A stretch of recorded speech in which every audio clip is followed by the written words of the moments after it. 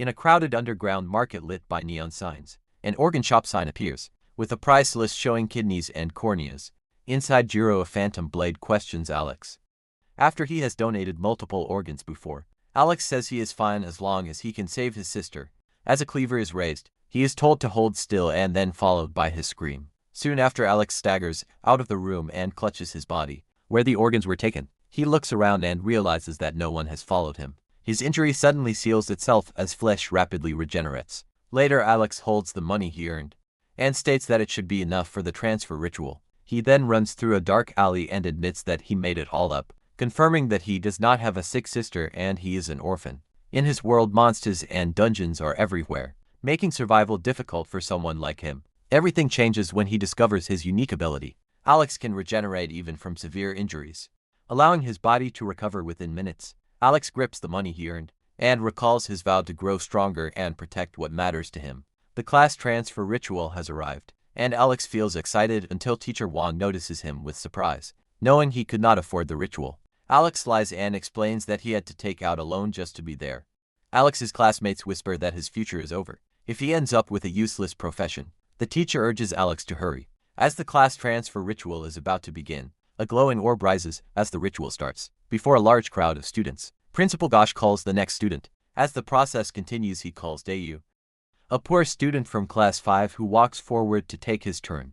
Dayu places his hand on the glowing orb. As Principal Gosh tells him to relax his body, the orb reacts as light surges upward, revealing that he has awakened a support-type class poultry breeder. To stop him from being discouraged, Principal Gosh explains that support classes are not useless, and asks everyone to calm down. Nini, a popular fire mage, is called next. The students react with excitement and praise her like a goddess. Principal wishes Nini good luck as she steps forward and thanks him. In return, flames erupt as her class awakens and reveals a powerful fire mage ability. Gosh announces her result as a SSS rank fire mage, drawing attention from the crowd. The surrounding students react by praising her talent and calling it impressive. Watching from the side, Alex thinks she is lucky as she can rival an entire army. Gosh tells Nini that her class transfer is complete and that he will discuss her training plan later. Alex is called up next, determined not to become Nini's side character.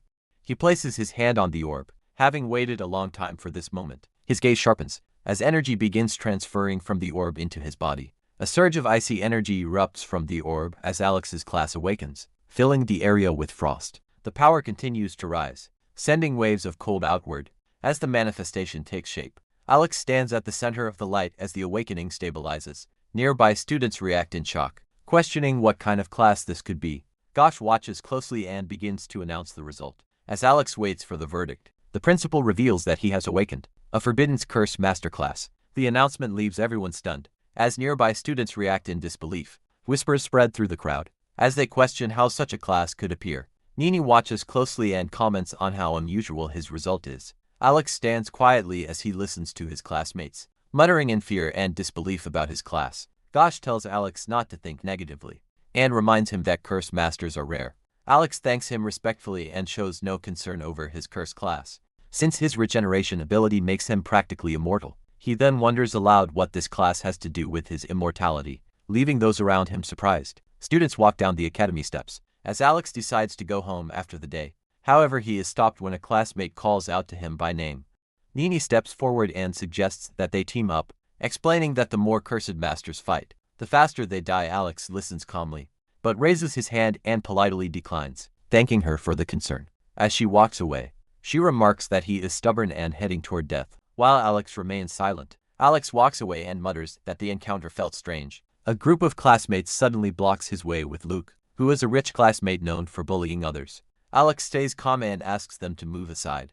Luke laughs and keeps taunting him, claiming Alex will end up working security and using the money to support his orphanage family. Luke mocks Alex further, saying an orphan like him does not deserve a family, and orders him to kneel. The pressure suddenly shifts as an unseen force surges forward, causing the surrounding classmates to tense up. Alex's eye sharpens as something awakens within him. He raises his hand and crackling curse energy gathers above him, as the others stare in shock. When Luke questions why he would do this, Alex snaps back, warning them not to speak about his dead family.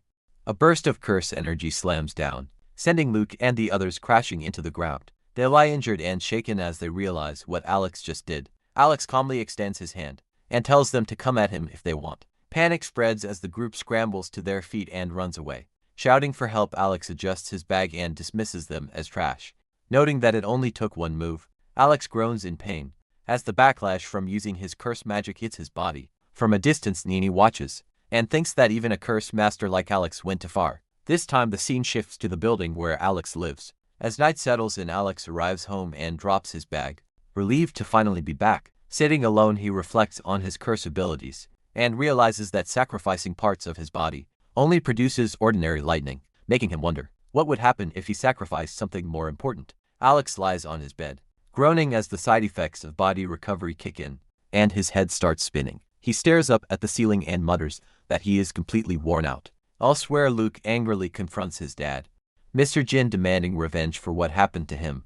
Jin listens calmly and dismisses the situation, warning that killing a triple S rank curse user is risky and brings no benefit. He reminds Luke that Alex comes from a poor background and advises him to use his greatest advantage, money, to strike at the weakest point instead.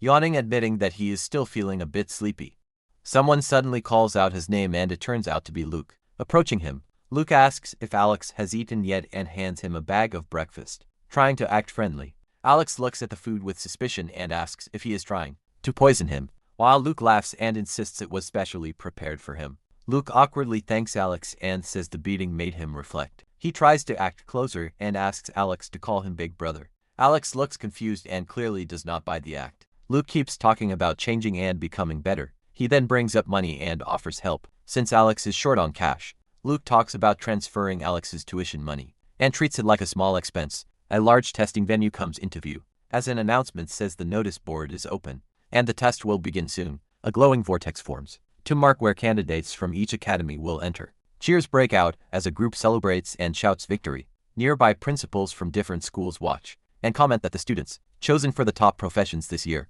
look impressive. Principal Gosh reacts with surprise as others question Alex's attitude. Another principal cuts the discussion short and says he prefers action over talk. An announcement calls all examinees to enter the field. As Alex prepares to move, Nini approaches and offers to team up with him. Alex refuses without hesitation and Nini walks away. Calling him arrogant, Alex is pulled into the test area as golden light wraps around him and drops him into a forest. He looks around and realizes he has been sent alone, questioning whether this was a random teleport. A beast appears nearby and lets out a roar as it spots him. Alex remains calm and casually remarks that it is only a small creature. Curse energy gathers around his arm as he prepares to test a forbidden spell. Alex wipes out the creature with a single curse attack. Walking away, he realizes the reward is tiny, and the backlash makes this method too slow. A beast roars as it charges at Alex, and he realizes this monster should give him decent experience. Alex crashes into the ground as dark curse energy surges, and he steadies himself. He then prepares to test his newly learned Forbidden's curse on the monster. A massive energy activates as power surges violently around Alex. The spell detonates and tears through the ground with overwhelming force. Waves of curse energy slice forward and rip the monster apart. Alex dashes through the chaos and delivers the final blow. The battlefield collapses inward as the attack ends in a single sweep. The backlash hits Alex as his arm rapidly ages from the strain of using the curse. He realizes he cannot reveal his undying body and decides to stop using the burning reincarnation curse. He activates vitality preservation to stabilize himself. Alex sacrifices again as power gathers around him. Glowing symbols spread beneath him as another surge of energy erupts.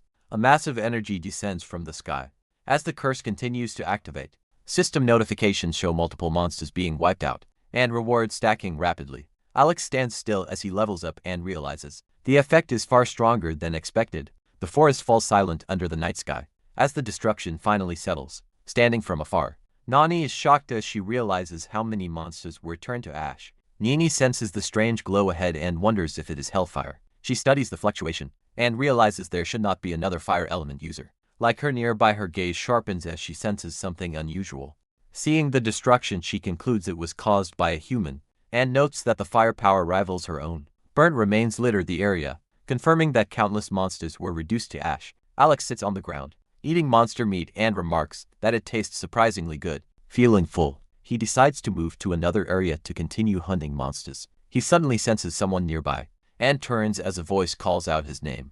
Nini steps out and asks Alex what he is doing there. Alex reacts inwardly with annoyance, as he realizes he has run into her again. Alex explains that he is just casually roasting something to eat, while reminding her that his class is not suited for solo grinding. Nini tells him it is too late to back out now, and insists on following him. Despite his refusal, Alex looks at her in disbelief and questions her logic. She changes the topic, and asks if he has seen anyone else pass through the area.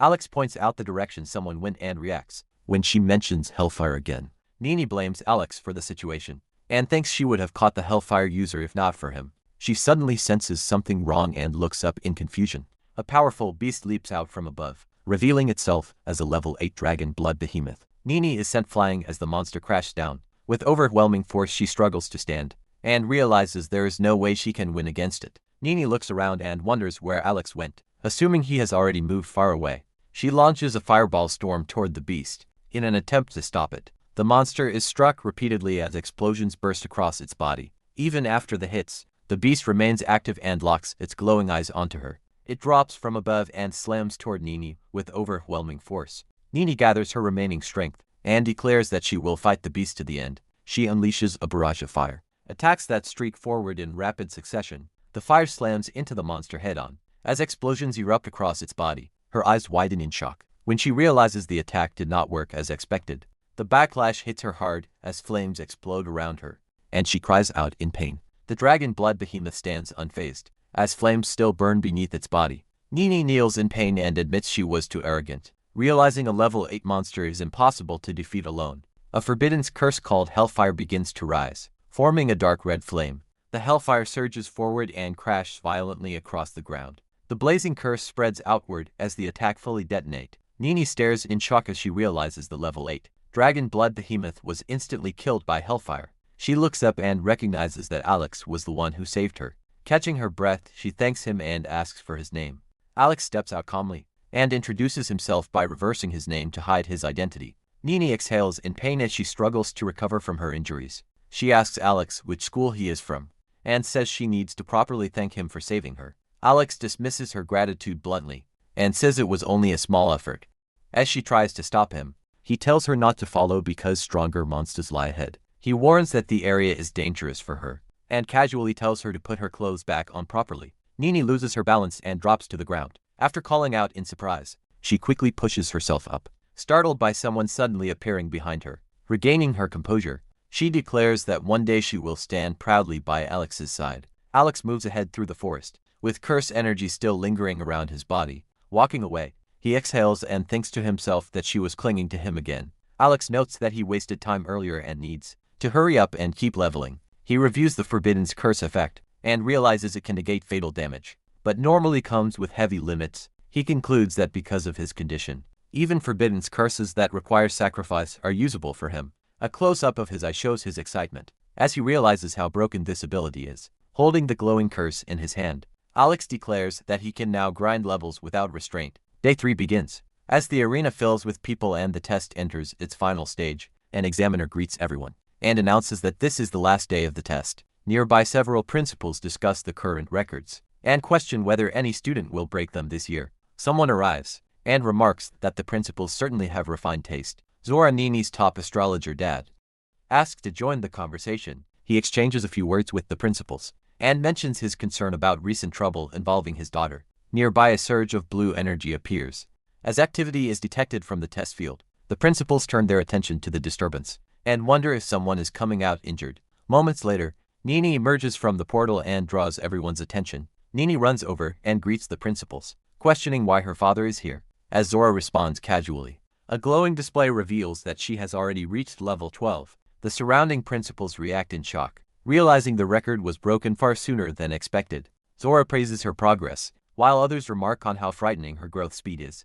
As she listens, Nini quietly thinks that she came out early, because she wanted to find Alex. Alex suddenly sneezes and reacts with mild confusion. Walking through the ravaged area, he finds it strange that it is not cold, and wonders if someone is cursing him. He notices that even the level 10 area monsters are already gone, and questions if he cleared the area too quickly. Deciding to speed things up, he prepares a newly learned Forbidden's curse. Alex activates instantaneous dance, and sacrifices a kidney to trigger it. Alex feels exhilarated as the speed of his movement pushes far beyond what even high-level assassins can reach. Laughing to himself, He spins through the forest and urges himself to keep going. He shoots forward like a streak of lightning, tearing through the terrain at extreme speed. The forest blurs into lines. As his movement carves a path straight through the trees, several monsters notice the disturbance and turn. Just as Alex closes in on them, Alex locks onto a three-headed storm mantis and claims it as his target. He dashes forward at extreme speed and initiates another sacrifice to attack. A forbidden lightning spell crashes down and obliterates the monster in an instant. Back at the exit, onlookers stare in shock at the massive destruction left behind. Watching from a distance, Nini grows confused and wonders why Alex has still not appeared. Yet an announcement echoes through the arena, stating that only 5 minutes remain in the test. Nini looks around in confusion and wonders if she somehow missed Alex at the exit. Sensing movement, she turns toward the field and realizes that someone is approaching. Alex suddenly appears in front of her, prompting her to question why he came out so late. She angrily calls him a coward and tells him to stay away. Alex looks irritated and wonders why Nini is suddenly acting strange toward him. Principal Gosh steps in and asks Alex what level he ended the test at. A glowing display reveals that Alex reached level 16. The crowd reacts in disbelief, as everyone realizes he has completely broken the previous record. The principals explain that Alex reaching level 16 requires an enormous amount of experience. Leaving everyone stunned, Gosh laughs proudly and congratulates Alex, calling him the pride of Korra Academy. However, Nini points out that Forbidden's curse masters are known to level up unusually fast. Others counter that abusing Forbidden's curses will cost Alex his life, long before he can go any further. Principal Sue questions Alex seriously and asks if he deliberately risked his life for the Academy's honor. Alex firmly replies that no one forced him, and explains that he chose this path himself. Praising his ambition, a principal announces that Alex is now the highest level student in the beginner's secret realm test. Zora then steps forward and introduces himself. Nini disagrees and comments that the masked man will outrank Alex once he comes out. Principal Sue admits he has never heard of the masked man before and questions which academy he comes from. Alex politely says goodbye to Gosh, and Zora then agrees to go home and rest for the upcoming exam. An announcement declares that the test is officially over. As the portal remains open, Nini looks toward the portal and wonders where the masked man went. Blaming him for slipping away quietly, Zora finds it strange and asks if Alex might be the one she has been searching for. Nini argues with Zora and insists that Alex should not be compared to her. Zora reflects on her words and decides to accept her reasoning for now. Back at home, Alex lies on the couch when he suddenly senses someone behind him. He turns toward the sound, surprised that someone followed him all the way here. A well-dressed man knocks and introduces himself as Wong. Saying he is looking for Alex, Wong asks Alex what he can do for him, and explains that the matter involves a substantial fee. Alex asks how much substantial means, as the man hints that the cost is extremely high. The price is then revealed to be 3 million, leaving Alex visibly shocked. As Alex repeats the number in disbelief, Wong presents a vial and explains that it is a brain-boosting liquid, worth several of Alex's kidneys, claiming it can even restore youth. Alex opens the vial and drinks the liquid without hesitation. He comments that it tastes sweet and seems fine at first. Moments later, dizziness sets in as the effect begins to work elsewhere. Wong reports that the trick succeeded and waits for instructions. That night, his boss questions why so much effort was spent tracking down Alex. Jin notes that the task is complete and warns him not to ask questions, then orders him to leave examining Alex's body. Jin confirms that every organ Alex sold earlier has fully regenerated. Covering his face in shock, Jin realizes this ability could reveal the secret of organ rebirth. He imagines the power and influence they could gain. Once that secret is mastered, Jin then reacts to a sudden disturbance. Jin panics and questions how Alex woke up so quickly despite the drug. Alex calmly responds that he is more interested in how Jin tracked him down. Dropping the polite act, Jin threatens him and reveals that he is a level 20 job changer. Seeing no other option, Alex prepares to act and notes that fire magic would draw too much attention. He then activates Eternal Freezing Gaze, sacrificing his eyesight to unleash the Forbidden's curse. Jin stares in disbelief as the freezing curse spreads and traps him completely. He struggles to break free, convinced there is no way Alex's spell should overpower him. The moment shatters his confidence when he realizes Alex is only level 16, while he himself is level 20. Alex then calmly questions him, asking who else knows about his organ regeneration ability. Deciding the answer is enough, Alex says he will believe him for now and handle things quickly. Jin screams in terror as the freezing curse tightens around him. Alex slams him down through the ice with a brutal strike. Walking away, Alex mutters that the drug made him feel sick, and that he should sacrifice his stomach. Next, the frozen prison collapses, As the curse fully settles, Jin begs for his life, while Alex calmly demands to know who is truly behind this. Alex threatens Jin and demands the truth. As the curse tightens around him, terrified Jin reveals that their boss is Kenta, the underground king of Korra. Hearing the name, Alex recognizes it, and realizes the situation has become far more complicated. Meanwhile, Kenta, the king of the underground market, questions his men after hearing troubling news. He learns that Alex has gone missing and that contact has been lost. A report comes in that the farmhouse was destroyed, likely by a job changer furious. Kenta orders his people to find the person responsible at once. Elsewhere, Luke welcomes Alex at their mansion. Luke brings up the 2 million, but Alex stops him from talking about it. Luke obeys him and leads Alex inside the mansion instead. As they walk, Luke thinks about Alex and assumes his father will deal with someone like him easily. Meanwhile, Alex believes Kenta's people would have no trouble catching him. They arrive at a grand residence, leaving Alex stunned by how extravagant it is. Alex notices the lavish outfit prepared for him and remarks that life here feels very different. Luke asks which outfit he prefers and offers to have it delivered to his room right away. Several attendants step in to help Alex change, as Luke jokes and tells him not to be shy. Luke then hints that something big is coming and says he will explain once they arrive. They enter a massive hall, where Luke reveals it is Korra's annual auction, leaving Alex impressed by the scale. Luke tells Alex that everyone important in Korra is present and says he will introduce him to people later. Walking through the venue, Luke looks down on others and remarks that poor people will always lack experience. Alex ignores it and focuses on eating, saying he is starving after being busy all night. He suddenly pauses when someone calls his name. Nini then appears beside her friend Yanni and asks who he is. Alex feels irritated and wonders why he keeps running into Nini again. Nini recognizes him as someone who controls fire and questions if he is really the same person. Alex watches her quietly and wonders how she would react if she knew the truth about him. Footsteps echo as a group approaches from behind. Luke then steps in and introduces Alex to everyone, openly calling him his boss. The group reacts in disbelief when Luke calls Alex his boss. Their shock deepens after learning that Alex is already level 16 and ranked first in the novice secret realm. Alex calms them down and hints that he has insights about leveling up. They discuss the possibility of leveling outside the city, but worrying about restrictions before the big exam. Alex then agrees to help them level outside the city despite the risks. Alex asks about equipment and Luke confidently says that part is easy. Luke reassures him and promises that as long as Alex helps him level up, he will take care of everything else. Alex reacts in surprise when Luke suggests buying whatever equipment he wants at the auction. Luke insists that improving his performance in the big exam matters more than money, adding that his father will support the cost. The scene shifts as an auction host steps onto the stage and welcomes all the guests.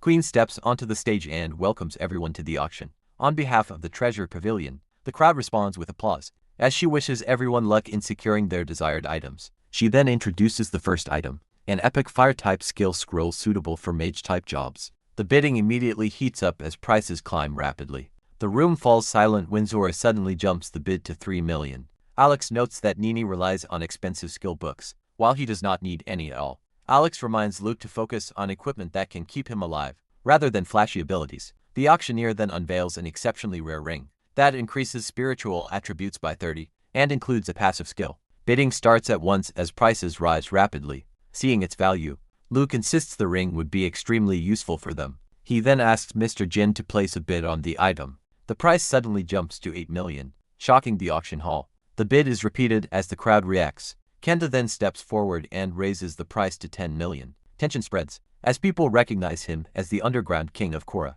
Alex looks over and finally sees Kenta's face. Alex clicks his tongue and chooses not to step in. Kenta directly confronts Jin and demands an explanation for the offense. Jin answers carefully, while pushing the bid higher instead of retreating. He then agrees to settle things properly and says the result will be decided at the end. Moments later, Kenta's men confirm that the warehouse incident is linked to the Jin group. Kenta accepts the result and warns the Jin group not to touch Alex's family. The auctioneer then declares the ring sold at 12 million and passes it over. Luke thanks Jin and turns to ask Alex what he thinks of the ring. Alex responds by warning him to be careful, pointing out that the auction attracted too much attention. The ring is shown up close, revealing its refined effect and enhanced spiritual attributes. Alex explains that the ring boosts spiritual attributes and even increases luck feeling drained.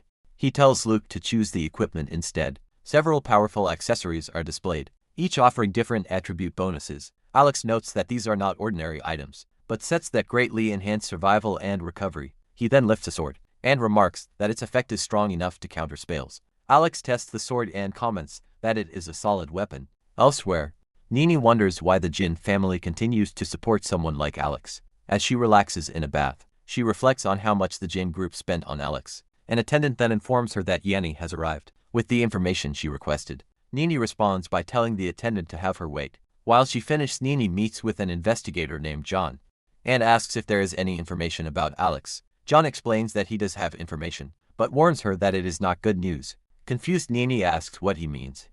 June reveals that a farm in Kora was burned down, and that residual fire traces point to Alex, requesting her cooperation in the investigation. Stunned, Nini questions whether Alex could truly be a killer, and instinctively doubts it. John asks Nini to calm down, and explains that Alex defeated several enemies with a single strike. He then states that the investigation suggests Alex is the prime suspect. Nini reacts in disbelief, and insists that Alex is too cowardly to commit such an act. June presses her further and asks if she is absolutely certain, as John activates lie detection.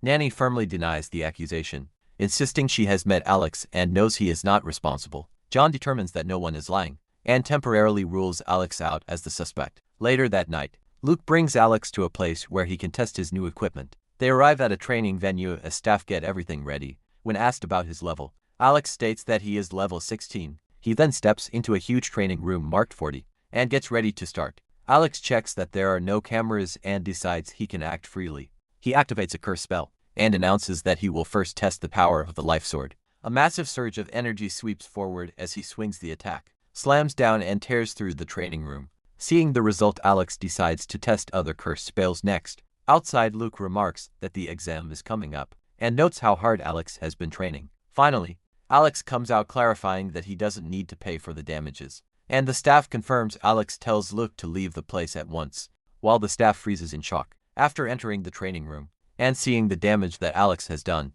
outside the Jin family residence, guards stand watch when chaos suddenly erupts inside. A man stumbles forward, clutching his head as others demand to know what is happening. Panic spreads as another man recoils in fear inside.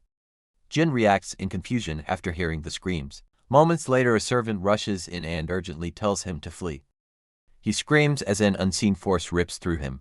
Kenta then steps forward and calmly greets Mr. Jin. Panicking, Jin pulls a gun and calls out to Kenta. In an instant, Kenta knocks the weapon away and smashes him to the floor.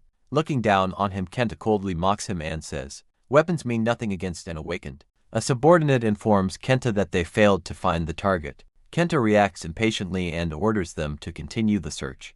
Outside the Jin residence, figures linger under the night sky nearby. Alex arrives and immediately senses that something is wrong. When he notices the lights are out, smelling blood, he sprints toward the building. Alex pushes the door open and enters, immediately sensing that something is wrong. Luke cautions him, reminding him that this is not their home. Luke scans the hall and calls out for his father and Uncle Fu. Spotting a paper on the floor, Alex picks it up and asks Luke to take a look. They read the note, prompting Luke to erupt in anger and declare that Kenta is behind it. Alex cuts him off and takes responsibility, saying he will hide and rescue Mr. Jin himself. When Luke tries to argue, Alex knocks him out with a swift strike. Supporting him, Alex promises that he will bring Jin back safely. Alex carefully lays Luke down, blood marking his hand as he steadies him. Rising to his feet, Alex clenches his fist and declares that he will face Kenta himself. Elsewhere, his shadowy figure moves through a narrow alley. The entrance to the Kora underground black market appears, guarded and silent. Alex lands nearby and advances toward it without hesitation. Alex slips inside, and notes that he moved fast enough to avoid immediate detection. Moments later, he realizes something is wrong because he was found too quickly. Two men step out and question why he is lurking in the shadows. They explain that the black market uses advanced infrared vision, and say the boss has been waiting for him. Alex decides it is simpler to rush in directly. As enemies block the way, he activates burning reincarnation, and violent energy erupts around him. Someone watching realizes he plans to sacrifice again to fight. The backlash hits and Alex visibly grows older from the curse. Gunfire rains down from above, as Alex twists through the air to dodge the shots. A massive surge of curse energy spreads, while the power twists into a violent vortex. As gunfire continues below, Alex activates fleeting dance and forces his speed even higher. He charges forward and announces his arrival. The enemies immediately counter by launching wind blades at him. Alex slips past the enemies, as a violent explosion detonates behind him. From his own attack, wind-type power surges, as Alex reveals that he has awakened a wind attribute above level 32. Figures step out and mock him, claiming the boss wants him alive. Alex tightens his grip and says they are unlucky, since he has his sword activating Life Sword and Starfall trace. He charges forward to attack. An enemy yells and attacks Alex with wind magic. At close range, Alex swings his blade and declares his first sword. As the clash erupts, another opponent steps in and fires a wind blade, which Alex blocks without stopping. Alex counters and releases his second sword. They laugh and taunt Alex while doubting his strength. Alex charges forward and says they still do not understand his sword skills. He swings and releases his third sword, then follows immediately with his fourth from another angle. The pressure keeps rising as he unleashes the fifth, sixth and seventh swords in rapid succession. Jumping higher into the air, Alex finished the sequence by bringing down his eighth sword. In a powerful sweep, an enemy shouts for the seventh brother as Alex lands nearby.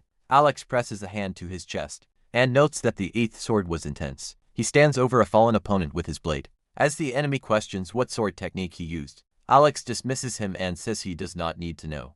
Nearby, another enemy slumps against the wall and calls out to the fifth brother, while Alex remains standing. The enemy screams that Alex is not human and calls him a devil. Alex's silhouette stands surrounded by violent energy. As the accusation echoes, he slowly raises his hand. Without hesitation, Alex declares that no one here will leave alive tonight. A devastating blast erupts and rips through the corridor. The remaining enemies run in terror and cry for help. As curse energy spreads behind them, Alex walks forward without haste, while sword shadows trail along the walls. One survivor bolts down the stairs with Alex following close behind. Alex warns him not to run and mutters that he needs to count again. His red eye sharpens as he senses something waiting ahead.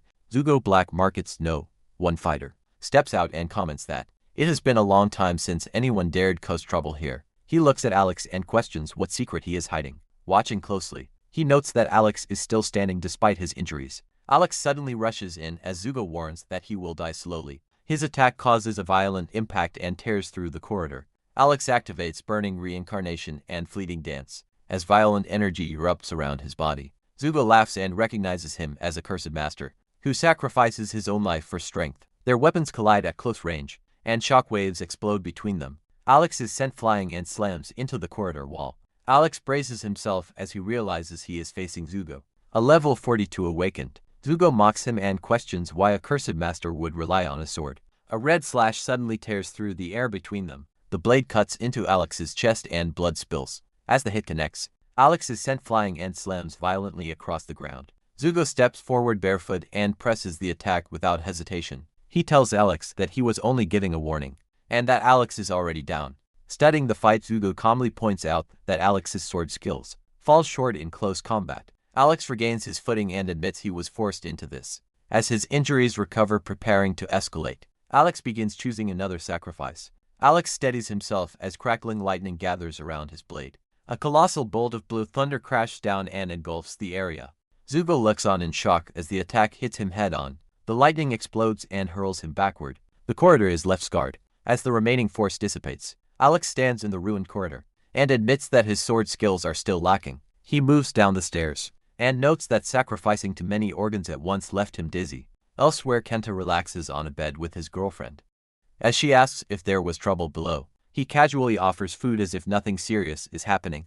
In the next instant, Alex bursts through the wall in a flash of lightning and calls out. Kenta mocks Alex and asks where Zugo is. After seeing him arrive, Alex immediately lunges forward and declares that Kenta will be next. Without concern, Kenta lifts an arm and blocks the attack. The force snaps his head to the side, but he remains unmoved in the next instant. Kenta seizes Alex by the throat and halts him. With overwhelming strength, Kenta tosses Alex aside and declares that he has wasted enough time. As he turns away, he suddenly freezes and looks back in surprise. Alex stands up as his injuries rapidly recover before his eyes. Shock spreads across Kenta's face as he realizes Alex is still alive. Without hesitation, Alex sacrifices his left eye and coldly asks if Kenta is finished having fun.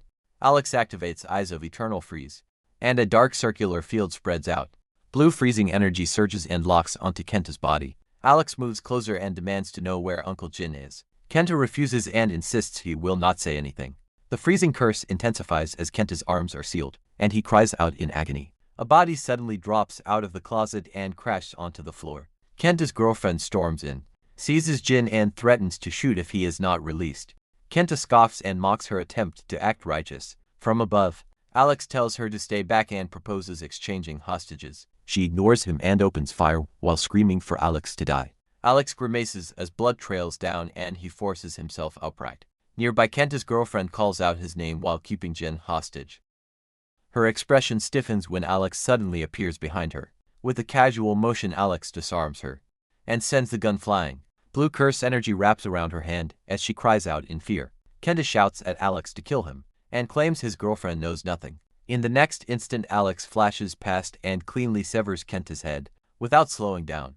Alex moves on and remarks that the noise is annoying. Alex stands on Kenta's body and cuts her off, telling her to stop shouting. Kenta's girlfriend looks on in shock after seeing him killed and asks if she is next. Alex calmly replies that he does not kill women and frees her. Telling her to leave, she is left speechless and unable to react. Above the city, curse energy surges into the night sky as Alex burns the place. At the Jin family mansion, Jin is finally shown safe as relief spreads through the room. Lying on the bed, he is stunned to still be alive, while Alex stands nearby to reassure him. Weakly, Jin asks how Alex managed to save him after losing consciousness. Alex admits he does not know all the details, and explains that a friend rescued Jin from Kenta and destroyed the black market. When asked about Lingay, Alex says he does not know much, and encourages Jin to rest and prepare for the upcoming final exam. June arrives with investigators and blocks Alex's path, saying he is not going anywhere. He identifies himself and explains that Alex is suspected of being connected to a murder case in the city. Alex is caught off guard, realizing John acted faster than expected. As the arrest happens, Jin calls out and tells Alex to remember to bail him out. The moment ends with the sound of handcuffs clicking shut. Zora tells Nini that there is news about Alex. She immediately asks if he has been found downstairs. Zora waits quietly and coughs to himself. He then reveals that Alex killed Kenta on his own, and admits this was unexpected. The Cora Investigation Bureau building appears. As the investigation moves forward, Alex sits quietly as Leon, a gang member, enters the room and walks toward him. Leon warns Alex to speak before his lawyer arrives, but Alex refuses to answer. Losing patience, Leon grabs him and mocks his attitude. He demands to know where the item is, yet Alex remains unfazed. In an instant, Alex strikes back and slams Leon to the floor, demanding the item Kenta took. Alex looks up in irritation, confused by the talk about a key. Alex admits that he has the key, but says it is not on him. He explains that the key is with the Investigation Bureau, and claims he can hand it over. After leaving without warning, Alex strikes Leon down, leaving him bleeding as others shout in shock. Standing over him, Alex asks to make a phone call, while Leon says all of this pain could have been avoided. Alex lowers his head and says he will repay today's favor many times over. 10 minutes later, footsteps approach as someone arrives. Leon looks up and recognizes Zora with surprise. Zora calmly tells Leon to leave since the key is already in his hands. As Alex watches, he feels confused and thinks to himself that he might be caught in some kind of conspiracy. Zora explains that he had his own reasons and warns that revealing Alex's undying body would make him a target. Alex remains silent as his thoughts race, briefly considering whether Zora should be killed to protect the secret. He then scratches his head and asks what Zora means by an undying body. Zora calmly explains that Alex's killing intent was never directed at him, and concludes that Alex possesses an undying body. Alex looks at him and asks what he wants, as Zora offers to make him his disciple. Alex is stunned by the suggestion of becoming a disciple. Zora coughs and explains that he does not have much time left, so he needs Alex to carry the responsibility. Alex then questions why the key is here, and asks why it was not given to Leon. Zora hands him another key and explains that the earlier one was fake, while this is the real ancient apocalypse key. He goes on to explain that according to legend, the key once unleashed demonic beings and 7 ancient artifacts. Zora explains that the ancient artifacts are spread across the world, and each possesses unimaginable power. He then reveals that the ancient apocalypse key is what unlocks those sealed gates. Zora asks if Alex is willing to become his disciple and see this task through, praising his potential and future. Zora adds that there is one more thing he needs to entrust to him. Zora asks Alex to take care of Nini after he is gone. Alex hesitates and struggles to respond at first. He then assures Zora that he will definitely live a long life. Zora laughs and says Nini still has much to improve, so there is no need to rush. The moment closes with a view of the house as they get ready to leave. Nini reacts in disbelief, and questions how her father could accept Alex as a disciple. Alex calmly tells her to ask her father directly. She storms towards Zora and angrily asks why there is a stranger in their house. Zora explains that Alex is his disciple and defends him, saying he is far stronger than he appears. Nini laughs it off and mocks Alex, calling him a coward and a fraud. Nini states that Alex has no place in the house and tells him to leave. Alex calmly asks his master if he wants him to protect her. Zora interrupts and says it is almost time for the final test, before handing Alex a small box, explaining that it may be useful.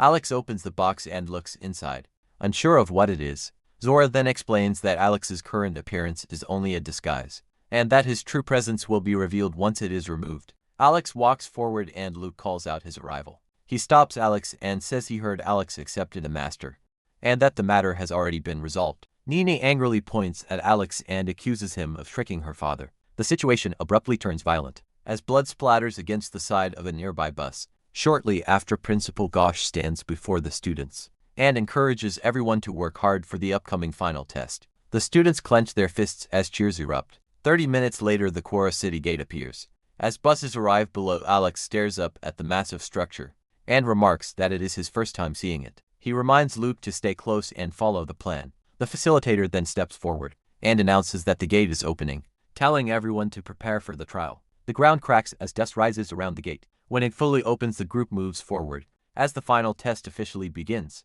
Luke rushes ahead and declares that he will not lose to Alex. From above, onlookers discuss how many candidates may enter Daxia Academy this year. Principal Gosh observes quietly and reminds them not to get too confident.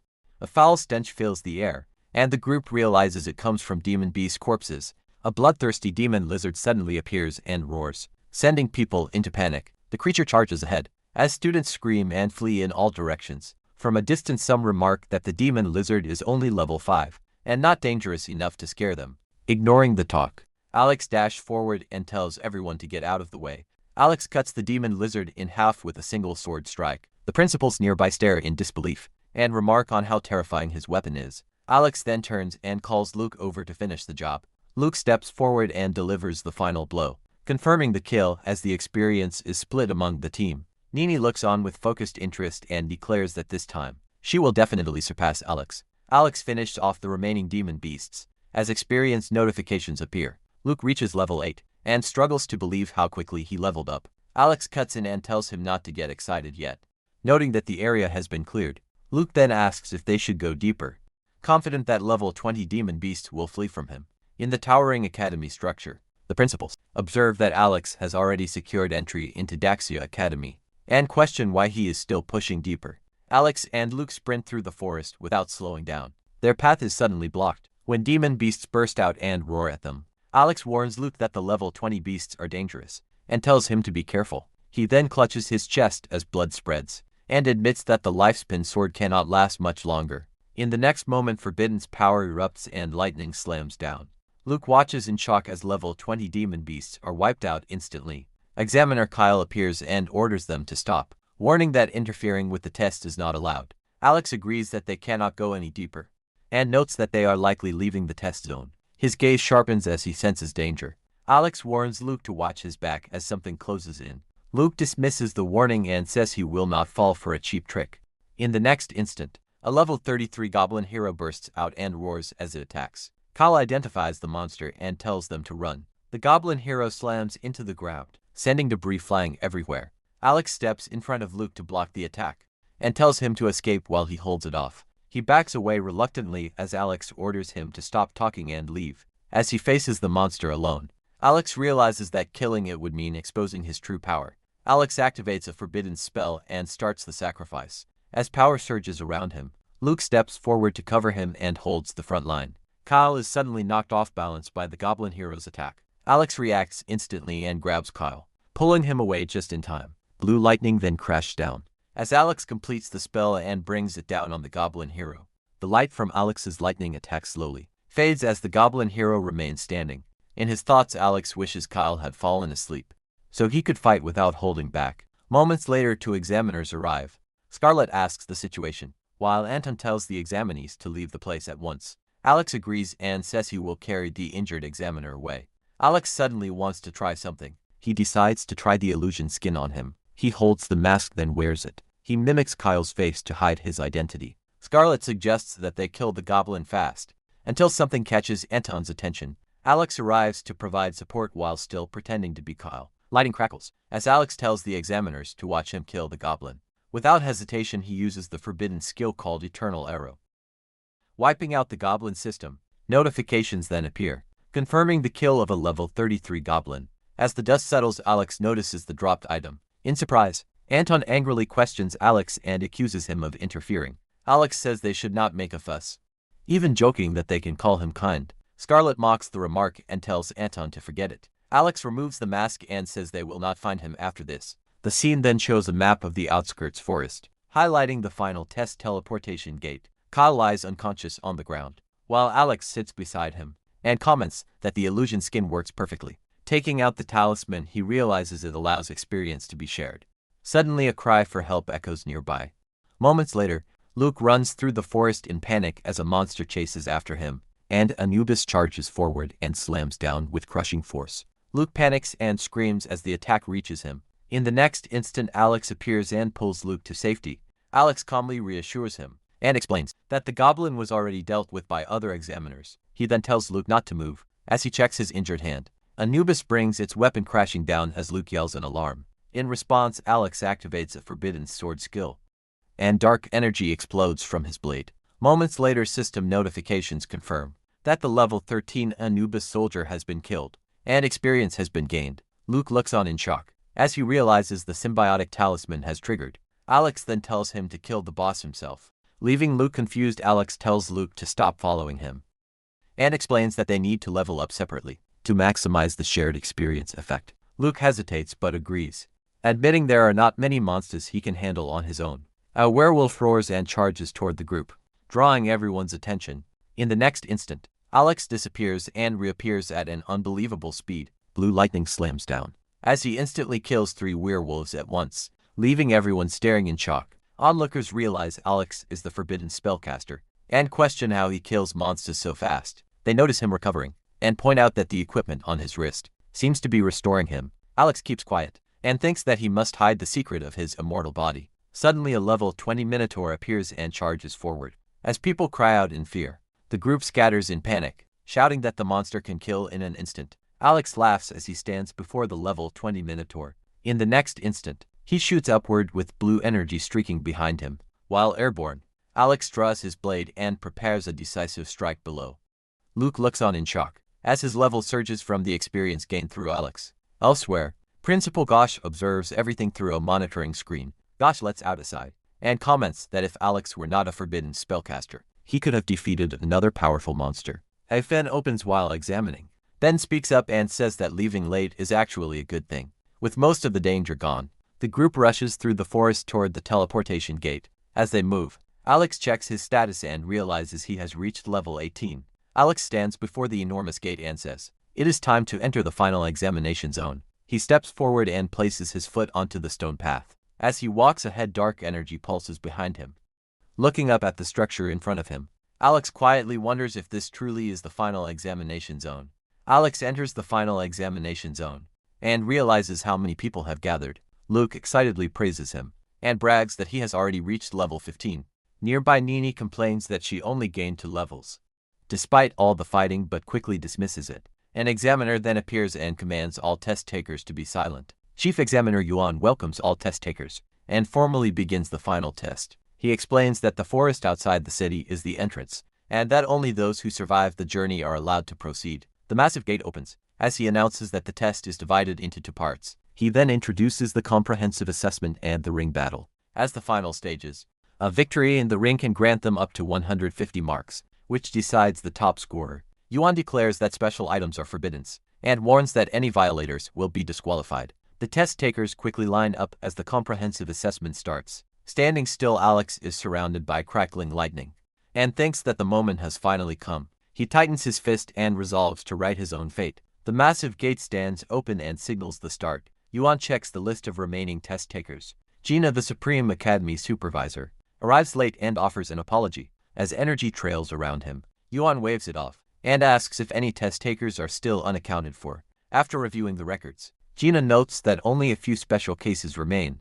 including Alex at level 18. He then remarks that despite being a forbidden spellcaster, Alex will still be taken in by the Supreme Academy. Yuan remarks that it is a shame Alex is a forbidden spellcaster, since Korra would have gained another powerful talent. Alex's test results are then revealed. As the comprehensive assessment score appears, the examiners discuss how strange it is for a forbidden spellcaster to possess such high strength. The announcement introduces the third stage of the assessment and instructs everyone to use their strongest attack skill.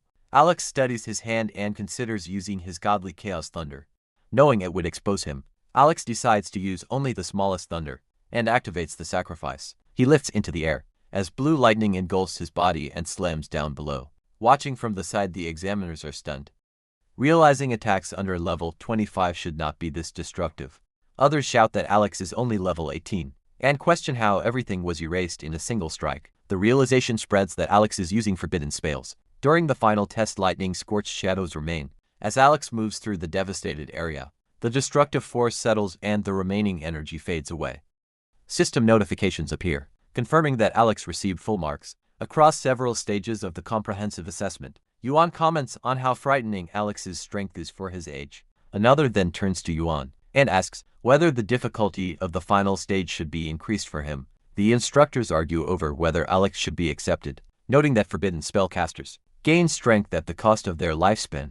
Yuan looks at the results and agrees that it is a shame. Inside the final examination zone, the remaining test takers move forward. Luke rushes over to Alex and proudly shouts that he scored 96 marks. Alex asks why it was not a perfect score. As Luke complains about losing points in the combat assessment, the final rankings are revealed, placing Alex in first place with full marks. The announcement follows that anyone scoring 85 marks or higher may choose to leave, but doing so means forfeiting the ring battle.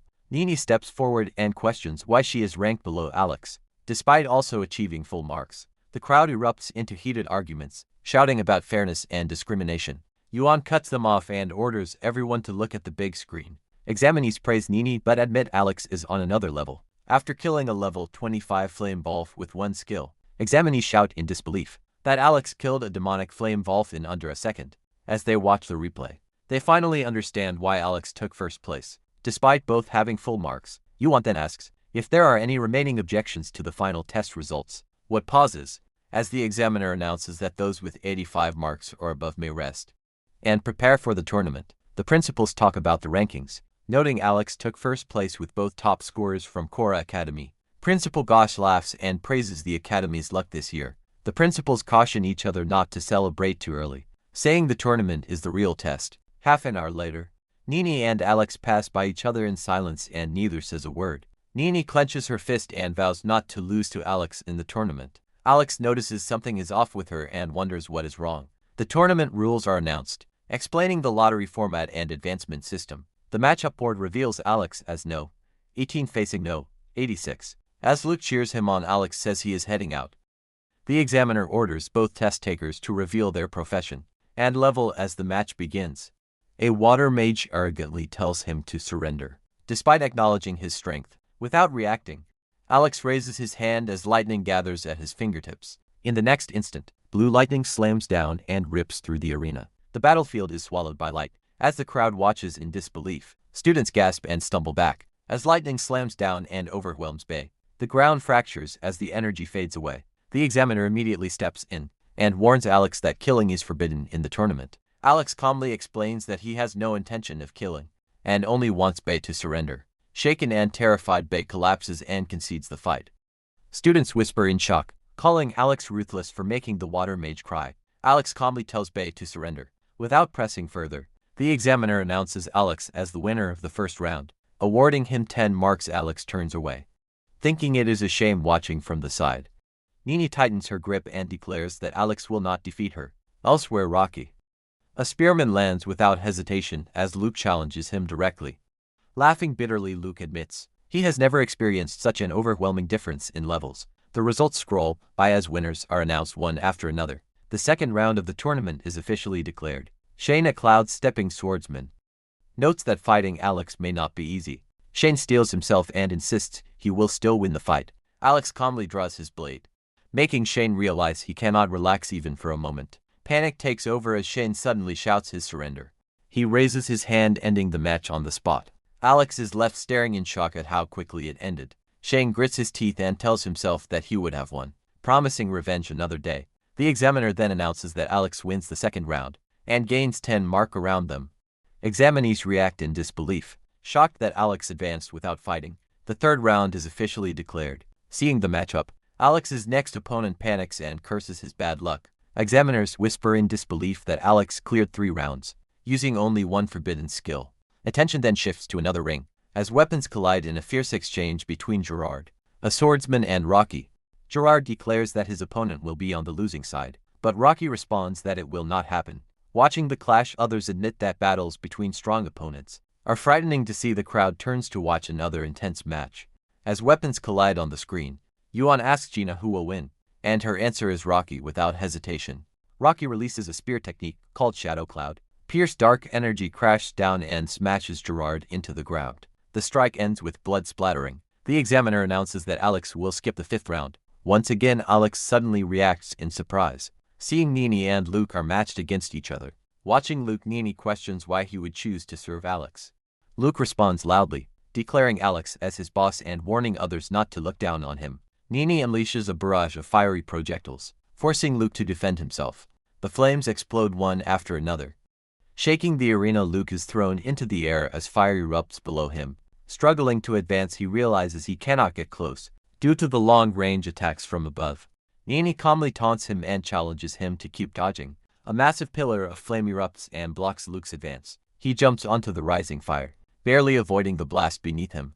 Realizing he cannot keep dodging forever, Luke decides to counterattack. With a single sword slash, he cleaves through the flames from above. Nini remains calm and observes the outcome. Luke struggles to catch his breath, but insists on continuing the fight. Nini scolds him for being stubborn, and immediately unleashes a massive surge of flames, ordering him to surrender. The fire engulfs Luke, as she warns that anyone who underestimates her will pay the price. From the side, Alex remarks that Luke is clearly outmatched.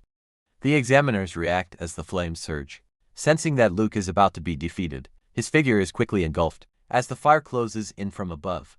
Nini spots him and shouts in shock, pushing his body beyond its limits. Luke bursts out of the flames and rushes forward to attack her. He screams as he strikes, and makes it clear that this was only a warning. Luke staggers on his feet and warns Nini not to push him further. He crashes to the ground, prompting Alex to rush over and call out to him. Officials immediately shout for medics. As the situation turns serious, Alex kneels beside Luke and tells him to hold on, while checking his injuries. Standing nearby, Nini apologizes, and admits she did not mean for things to escalate this badly. The examiner confirms that Luke is not in mortal danger, but has serious burns and must be taken to the hospital.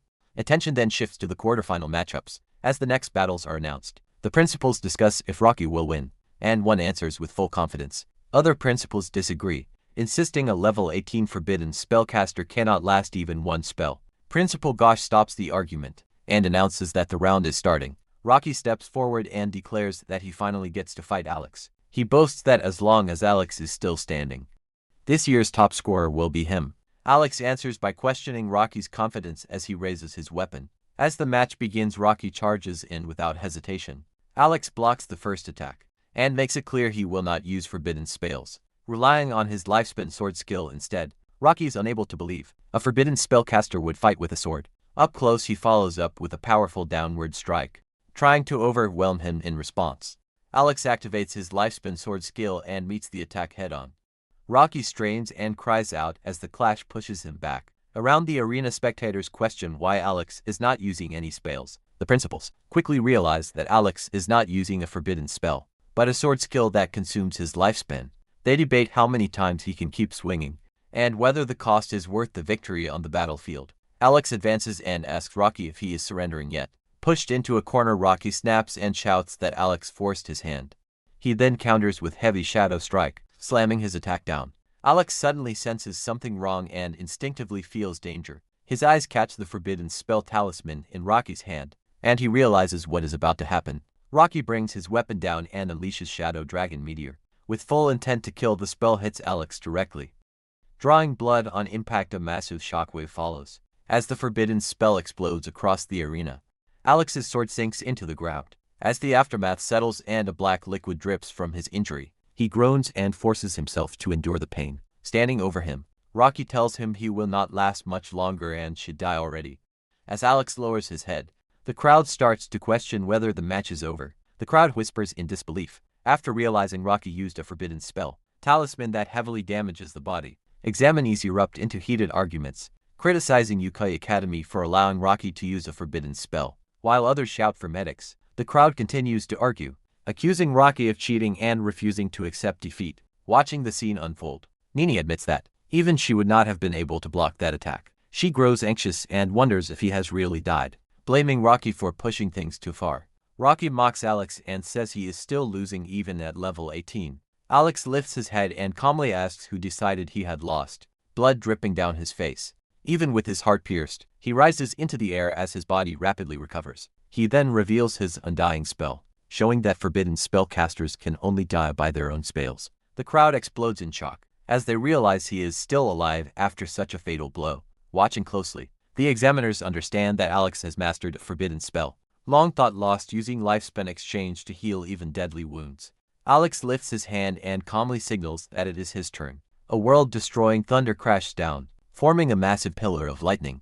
The arena shatters as the ground is torn open by the strike. Watching in horror, Rocky screams that it is impossible. He is then swallowed by the thunder as the attack overwhelms him. The crowd erupts in panic, shaken by the terrifying power they just witnessed.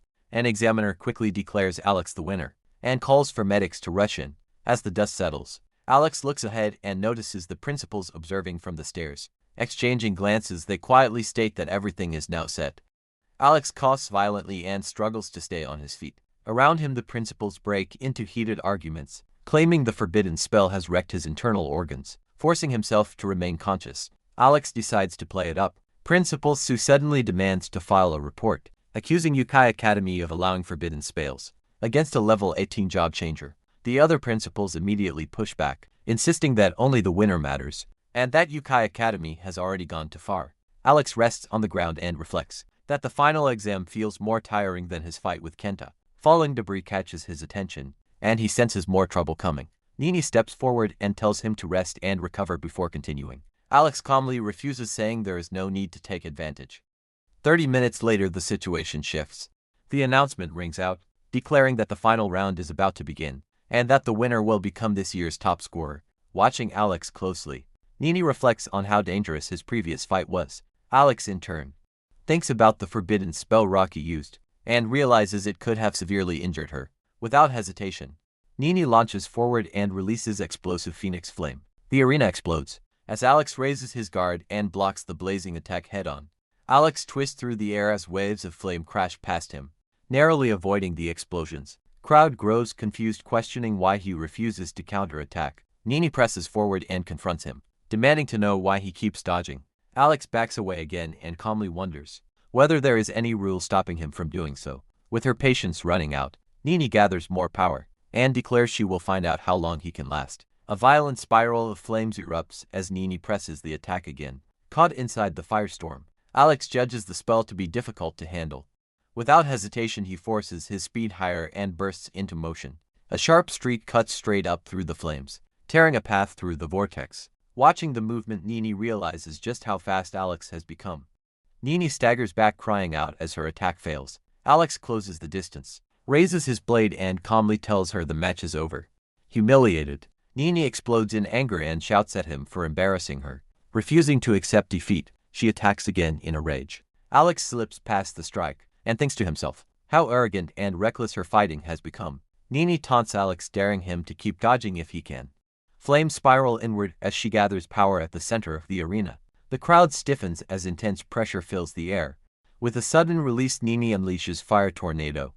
Alex bursts into motion and slips past the attack, barely avoiding the raging inferno. Alex sees the flames curve toward him, and realizes the attack is homing in on his movement. Streams of fire chase him relentlessly as he runs at full speed across the arena. Nini tells her to admit defeat, but Alex mocks her and asks if she is talking to herself. In a sudden burst of speed, Alex dashes straight toward Nini. Nini states that using a homing skill against someone this fast is a bad decision. In direct combat, Alex answers calmly, saying this is basic knowledge everyone should already know. The two stand facing each other, as burning vortexes continue to spin around them, tightening her expression. Nini mutters that Alex is dreaming if he thinks she will back down. She then gathers her flames and declares that she will not lose, even if she has to force it. Seeing the situation spiral, Nini's dad shouts in panic and warns her not to act recklessly. At the same time, officials in the stands rush forward and urgently prepare to intervene to save both. Massive columns of fire continue to turn around the arena. As the pressure builds, Alex suddenly closes the distance and remarks that Nini is being reckless. He grabs her wrist and forcibly stops her from continuing the spell. In the same motion, Alex throws her aside while triggering a sacrifice to break the attack. The raging flames then collapse, slamming into the ground and shaking the entire arena. A colossal stone wall erupts from the ground. As the Wailing Wall is activated, a demonic stone face forms on its surface, red eyes glowing as immense pressure spreads. The barrier completes its rise, blocking the raging flames completely below. Spectators look up in shock, unable to believe an examinee could cast a forbidden spell of this level. Watching it hold, Alex tightens his fist and realizes he was lucky to unlock this spell when he did. Alex moves in close and bluntly tells Nini to stop fooling around. Noting how disheveled she looks, she suddenly groans as a strange weakness hits her body. From the sidelines, spectators watch in confusion, wondering why her assault suddenly stalled. Taking advantage of the opening, Alex steps in and knocks her off balance. She is sent crashing to the ground. The crowd looks on in confusion as Alex and Nini are finally separated. Watching from the side, Zora is clearly embarrassed for his daughter. Nini calls out to Alex and insists that she is not finished yet. Before anything else can happen, the examiner announces Alex as the winner of the final round and awards him 10 marks. Seeing the results, Alex finally relaxes as the crowd celebrates him as the top scorer. As the top scorer, Alex is asked which academy he wants to join, and he immediately chooses the Supreme Academy. The crowd cheers loudly, unaware of the tension forming nearby. From the background, a figure with an unsettling presence watches in silence. Moments later, several officials step forward and tell Alex that he is not permitted to enter the Supreme Academy. Alex turns back in confusion as people gather, stunned by the sudden rejection. Gina states that Alex is not allowed to enter the Supreme Academy because he is a forbidden spellcaster. Alex accepts the explanation without protest and quietly says he understands. Around them, examinees are confused about why the top scorer is being turned away. Before the situation settles, a voice suddenly stops them. Zora then rushes over with Alex and reveals that the issue they were worried about already has a solution. Gina asks what he means. Dora explains that he discovered a way to greatly reduce the damage caused by casting forbidden spells. Gina reacts in disbelief and questions whether this is really possible. Zora calmly responds that his expertise as an astrologer allows him to slow the loss of lifespan tied to forbidden spells. Even so, Gina warns that the Supreme Academy does not recruit forbidden spellcasters, but Zora insists. Examinees quietly whisper, guessing at the connection between Zora and Gina. Alex then tells Zora to forget about the Supreme Academy, as it is just another school. Suddenly, a blue figure charges in at extreme speed, cutting off the conversation. A warning shout rings out for Alex to look out as the attack closes in. In the next instant, Alex reacts and blocks the blue energy exploding outward. Alex catches the sudden attack and demands to know who struck him. The mystery guy claims a forbidden spellcaster is nothing more than wind-blown dust. He then introduces himself as Lucas, a first-year Supreme Academy student, and tells Alex to remember him. Gina immediately intervenes, reprimanding Lucas and ordering him to apologize. Lucas laughs it off, insisting he meant no harm and was only testing Alex's strength. Officials step forward and ask Alex if he is injured anywhere. While Alex answers that he is fine, Alex asks what just happened. As everyone regroups after the sudden clash, Lucas responds with arrogant laughter, telling Alex he is free to challenge him anytime. Lucas warns that if Alex dares to survive, he will surely come back for revenge. He laughs loudly and mocks Alex, claiming Alex will never defeat him. In this lifetime, Alex vows that one day, they will face each other in a battle of life and death. Zora warns him not to act rashly, and the crowd reacts in disbelief. Alex looks over calmly and questions whether Lucas truly dares to make such a challenge. Without backing down, Lucas accepts immediately and sets the duel for 1 year later. Alex then turns away with a faint smile, commenting that the Supreme Academy seems interesting after all. As he walks ahead, the crowd bursts into cheers and chants Alex's name. As chorus top scorer, Alex checks on Nini and asks Zora if she is alright. Zora calmly explains that she is only shaken by the loss, and will recover soon. When Alex brings up the past, Zora admits that Gina was his first love. At that moment, Nini comes down the stairs and overhears the confession. The sudden revelation leaves Alex completely stunned. Alex listens as Zora sighs and says, the story goes back to his early days at the academy. Zora explains that he met Gina when he was young, and the two were close for a time, before separating due to their differences. Hearing this, Nini asks if they ever reconciled. Zora pauses and admits that they did not. Taking it in, Alex quietly remarks that it is a shame things ended like that. Zora tells Alex to put the past behind him, and says it will not affect his future. He then advises Alex to choose Daxia Academy, reassuring him that it fits his strength and potential. Alex accepts the suggestion calmly, and says the academy seems fine to him. The next day, everyone rushes toward a towering building. At the entrance, Principal Gosh announces the arrival of the top scorers from Quora Academy. Gina announces that Nini has been officially approved to join the Supreme Academy standing nearby. Nini quietly notes to herself that she has finally won against Alex. Gosh then explains that Alex will still receive a 5 million reward as the top scorer prize. Wayne, the Quora City Lord, steps forward to greet Alex and praises his temperament as exceptional. As they shake hands, the surrounding crowd murmurs and senses that Wayne already holds Alex in high regard. Alex asks City Lord Wayne when the promised 5 million reward will be handed over. Wayne explains that the reward is still being prepared and will be given shortly. Assistants then step forward, carrying additional prizes for the top scorer. It is revealed that Alex will also receive an epic grade self-selection skill scroll. Hearing that the top scorer realm grants immunity from damage inside the realm, Alex reacts in disbelief. Alex is stunned to learn that the top scorer realm provides immunity to damage. Wayne encourages him and says he has high expectations for what comes next. Wayne then explains that achieving the highest score in the realm will grant the title of the nation's top scorer. Holding the reward tightly, Alex confidently says he will claim that title satisfied. Wayne laughs and suggests taking a group photo. Walking beneath the trees, Zora warns Alex to never use lifespan-consuming skills inside the top scorer realm. Alex answers calmly, noting that although the secret realm provides immunity to damage, Zora tells Alex that he has other matters to take care of, and that Alex should continue on his own. Alex calmly agrees and says it is no problem. Walking through the bustling streets, Alex notes that this is his first time visiting Quora. He soon arrives outside a marina building and pauses to take in his surroundings. Outside, a receptionist confirms his identity and asks him to follow her to his accommodation. The receptionist tells Alex that the top score realm will not open yet, and that he has plenty of time to rest. Alex settles onto the bed, finally relaxing after everything that happened. As he looks at the reward in his hand, he thinks about the top score realm and considers going out to explore. Quora suddenly. Loud knocking echoes as his door begins to open. Alex gets up in confusion, wondering who could be knocking on the door to a single room. Heavy knocking suddenly echoes through the room, snapping Alex out of his thoughts. He turns in confusion and asks who is there. When the door opens, Lily, another student, stands in the hallway and stares him down.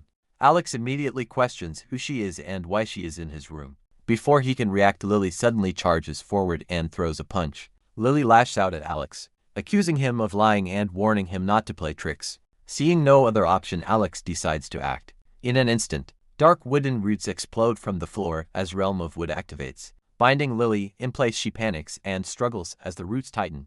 Realizing she cannot escape, watching her flail, Alex calmly tells her that resisting is pointless and orders her to stop. Alex raises his room card and shows Lily that his room number is 6099.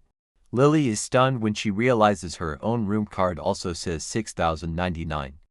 As the misunderstanding becomes clear, Alex releases the spell and the wooden roots withdraw. He tells her to look closely if she still does not believe him. Lily then stares at her card in confusion, as she notices the number is actually 609. Lily looks down at the room card in shock, unable to understand how it changed to it. Realizing her mistake, she quickly apologizes for acting without thinking. Alex brushes it off and tells her to forget about it, reminding her to have the staff fix the damaged door later. Trying to make up for it, Lily walks alongside him and offers to treat him to a meal. As they stroll through the city streets at night, Lily introduces herself as a Quora student. Lily admits that she once planned to enter the Supreme Academy, but they refuse to take her in. Hearing this, Alex reacts with surprise, as she explains that forbidden spellcasters are rejected, no matter how strong they are. Lily then awkwardly realizes that Alex falls into the same category, and trails off. Alex waves it off and tells her to forget about it, saying there is no need to dwell on the past, trying to change the mood. Lily perks up and suggests going to a famous restaurant nearby to eat. As Alex and Lily reach the venue, a sudden voice calls out to Lily. She turns in surprise, instantly recognizing who it is. Rona, an entertainer, steps forward and mocks Lily. She greets her and boldly flirts with Alex. Alex declines, calmly explaining he is only here to eat with friends. Alex casually tells Rona to keep her distance, bluntly saying she has bad breath. Offended, Rona snaps back, while Lily turns away and struggles to hold in her laughter. Regaining her composure, Rona steps forward with a mocking grin and claims Alex has missed his chance. Alex ignores her completely and tells Lily they should eat somewhere else. Suddenly someone steps forward and stops them from walking. Zia, level 2. To Angel Paladin, steps in and immediately orders Alex to apologize to Rona. Looking down arrogantly, Z declares his hatred for people from insignificant places. Rona then turns to Alex and tells him to treat this as a lesson. Lily freezes when she realizes Zhao's level, and admits they stand no chance against him. Hearing all this, Alex simply notes that he despises rich punks like him. Z releases his power and a radiant angel presence fills the street. Alex declares that he wants to fight a level 2 Angel Paladin. As Zhao's holy wings spread, the surrounding crowd gathers in shock. Before things escalate, an investigator intervenes and announces that job changers are forbidden from fighting. Inside the city, Lily talks to Alex and notes that the top scorer realm is about to open. Z gives one last warning, telling them not to stir trouble inside the top scorer realm. He then calls Rona to leave and the two walk away together. Left behind, Lily bows her head and apologizes to Alex for causing trouble again. Alex asks who that person was and why Rona seems so hostile toward her. With a quiet sigh, Lily finally reveals that Rona is her half-sister, and that their conflict goes back to childhood. Alex suggests treating Lily to a meal, and tells her not to dwell on what happened earlier. Lily looks around and realizes they are still eating there, noting that the place is well known and the food is good. The scene shifts to the third day, as the towering gate of the top scorer realm rises, before a massive crowd. A surveillance camera suddenly activates with a sharp beep. Then the supervisor addresses them and announces that the top scorer realm is about to open. Zen tells everyone to get ready. Noticing the supplies, Lily asks Alex why he prepared so much food. Alex explains calmly that they will be staying inside the secret realm for several days, and he wants to avoid starving. Before anyone can respond, Zen raises a finger and announces that there are important rules to follow. He then explains that once inside the secret realm, leaving is forbidden, and violating the rules will lead to serious consequences. Zen raises his hands and begins the second reminder, drawing the full attention of the crowd. He explains that inside the secret realm, losing a limb is permanent, and urges everyone to carry healing supplies if they can. Zen then warns that being swallowed by a demonic monster is far worse, as the pain from digestion is unbearable. Hearing this, the testers grow uneasy, realizing that immunity does not block sensation or pain. Zen ends by wishing all top scorers good luck, and gives the order to open the teleportation portal. He reminds everyone that teams must be formed before entering. Lily looks at Alex and asks if they should team up. Alex agrees without hesitation, adding that she will need to carry the supplies. Their exchange is interrupted when another contestant named Carlo points out that Alex is not being a gentleman. At that moment, Carlo steps forward and offers to team up instead with Lily. Lily steps forward and releases her power, intimidating Carlo. Meanwhile, Rona loudly asks who wants to join their team. Her words attract several testers. Turning his attention, Z then calls out to Alex directly. He reveals that he investigated Alex's background and mocks him for coming from a small county town. Z stares Alex down and declares that this is his final chance, demanding that Alex kneel and beg for forgiveness. Alex responds with a laugh, brushing him off and calling him an idiot. Losing control, Z charges forward and swings wildly. Before the blow can land, Zen stops the attack and shouts for him to stop. Before things escalate any further, Zen shouts that the secret realm has officially opened. Z tells Alex to wait for now, saying they can deal with him later. From the crowd, a warning follows from Lily, calling Z reckless and urging Alex to stay cautious inside. Ignoring the concern, Alex walks straight toward the glowing entrance. Moments later, Alex and Lily arrive inside and are surprised by how peaceful it looks. Despite the hidden danger, a stone gargoyle crashed down in their path, and Lily immediately warns that it is a level 2 monster. She enlarges herself so Alex can conserve his strength.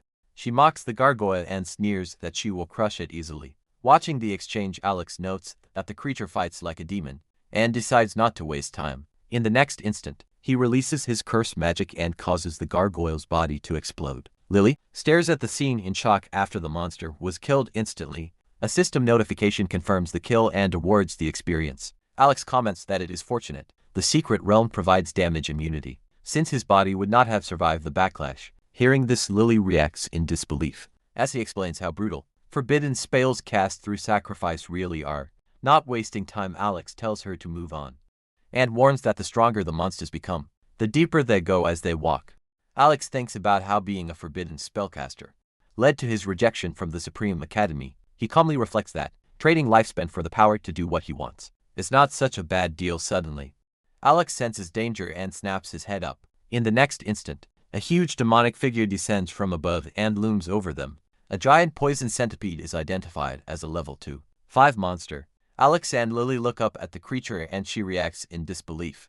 Without hesitation, the centipede launches forward, crashing down with its massive body. Alex carries her as they escape the monster. Alex coughs as poison splashes, but he tells Lily to leave it to him. Without hesitation, he activates sacrifice. A massive pillar of blue lightning crashes down. As world-destroying thunder is unleashed, the strike rips through the battlefield, wiping out everything in its path. As the dust settles, a level 2 poison scorpion appears ahead shortly. A level 5 skeleton blade shield warrior suddenly drops from above. Before it can even act, the skeleton is struck and killed instantly. Moments later, another enemy bursts from the ground and catches Alex off guard again. This time a level 2/8 abyss ratman reveals itself and attempts to ambush Alex. He reacts instantly, raising his hand and calling down eternal thunder to strike the creature. It crashes down and shatters the ground. As the dust settles, a level up notification appears, and Lily celebrates that she finally leveled up. Excited, she pieces things together and realizes that Alex is a forbidden spellcaster who can unleash huge damage. Safely inside the realm, Alex calmly confirms her realization. Looking at his status screen, Alex reflects that now that he has reached level 20, and it is time to unlock his second talent. After reaching level 20, Alex realizes his second talent allows him to upgrade all spells he uses. Lily hands him the fireball spell scroll she picked up and urges him to try it, activating fireball. Alex wonders whether it still counts as a regular spell. As his talent triggers, the spell is instantly upgraded into the forbidden spell flame God's breath. Curious about its strength, Alex decides to test it. In the next instant, a massive wave of flame surges forward, burning everything in its path. The forbidden spell flame God's breath swells into a gigantic sphere of fire. In the next instant, it detonates like a miniature sun, watching the devastation. Lily reacts in awe while Alex appears satisfied with the result. Without lingering, Alex reminds her that time is limited and urges them to continue leveling. Far away, Z and Rona pause as they witness the massive explosion. From a distance, Rona questions, what kind of skill could be that loud? While Z wonders if an invigilator entered the secret realm. Elsewhere, Zen stares at the blast and asks, what is happening? Meanwhile, Alex looks for a place to eat, and Lily marvels at how quickly they are leveling up. As they prepare to move on, Alex pauses for a moment, then suddenly grows alert as he senses danger ahead. Alex peers through the trees and tells Lily to look. A level 2/8 treasure toad is revealed hiding among the rocks. Quietly breathing, Alex explains that it swallows treasures, and the higher its level, the more valuable the items inside. Noting its level, Lily adds that there is a strong chance it will drop something good. The two quietly move behind the bushes and prepare for an ambush. Alex tells Lily that he will control the target while she catches it, and she agrees before they can act. Z and Rona suddenly appear and ambush them from behind. Startled by the sudden disturbance, the treasure toad suddenly moves. As everything erupts at once, Alex shouts for Lily to act immediately. In the next instant, Alex releases his control as energy surges. Alex curses as he realizes someone has suddenly ruined their plan. Z immediately declares that it is time to settle the score, going to make Alex experience something worse than death. Alex goes on to say that Z appeared at the worst possible moment and ruined his plan when Carlos sees Alex forming a fireball. He mocks him and calls him an idiot for thinking it would work. In the next instant, the fireball suddenly turns into a miniature sun, stunning Z and Carlo. Alex throws the fireball forward, intentionally letting it pass by Z and Rona.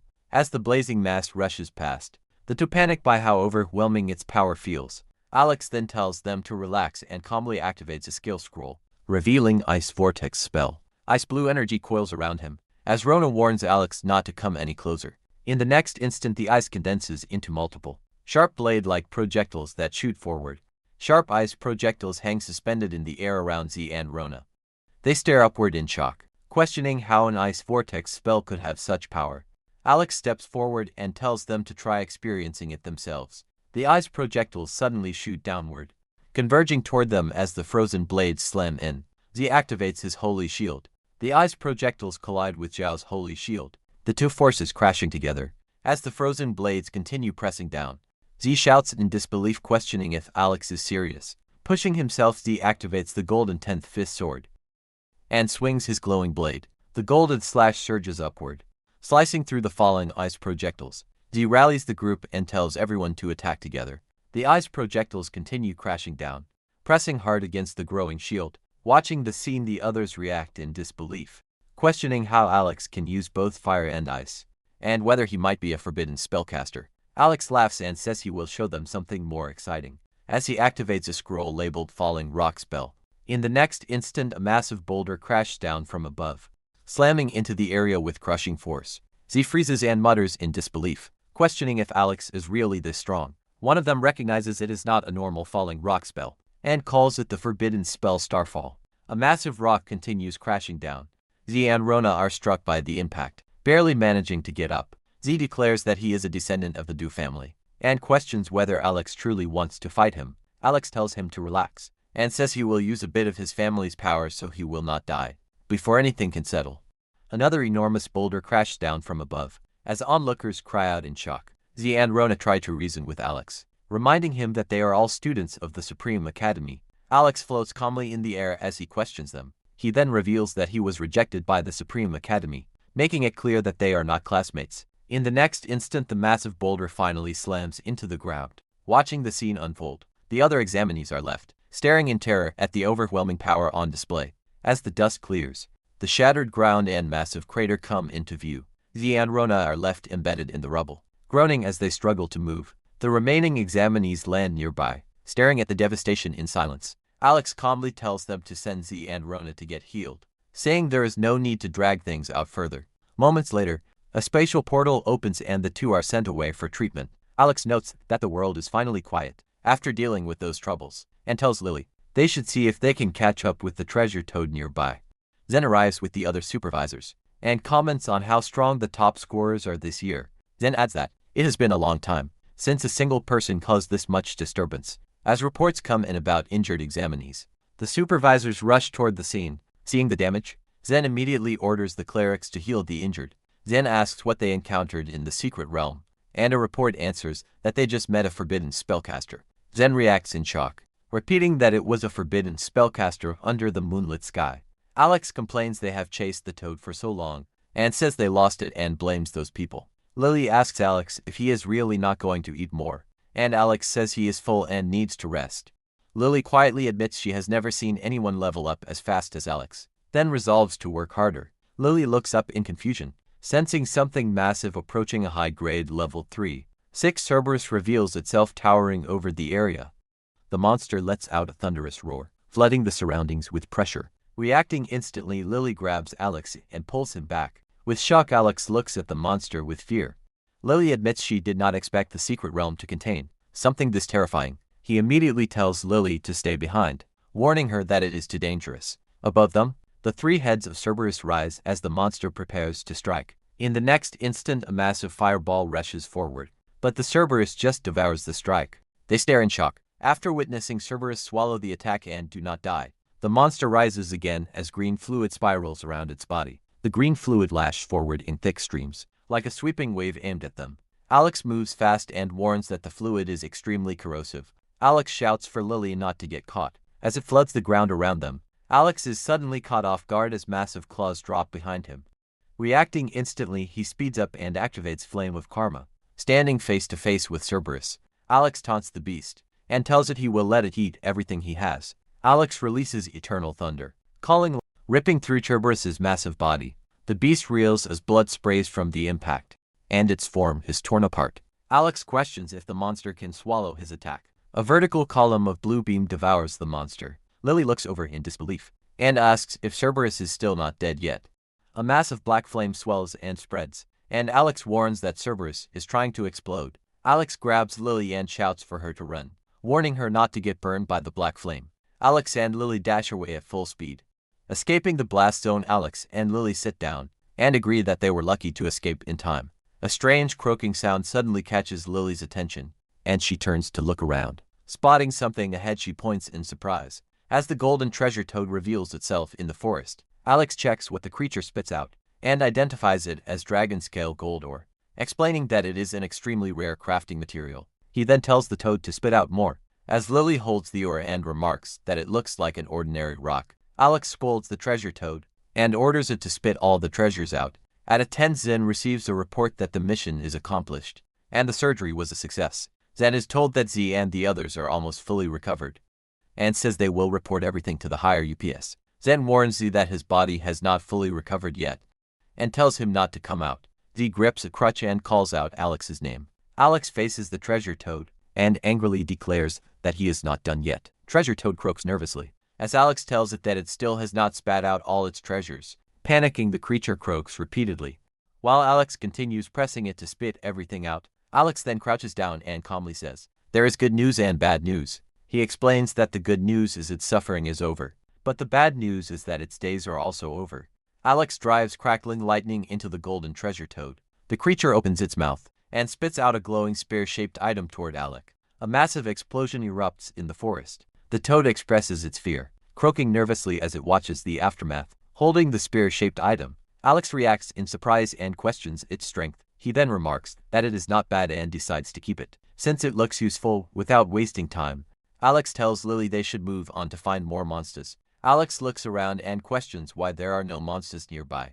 Lily explains that it is his fault, pointing out that he killed too many monsters and caused them to disappear. Realizing this, Alex says the secret realm is not over yet, and that monsters should still remain inside. Moments later, a glowing red portal appears in the forest ahead. Observers note that with so many monsters gone, though still inside the secret realm, we'll have to venture deeper to find enemies. The group agrees to wait for Z and the others, saying they should only level up after fully recovering. As Alex arrives, someone reacts with irritation. Zen asks Alex if he truly intends to leave the secret realm, as a notice states that the top score realm will close in 48 hours. Alex responds calmly that he is sure.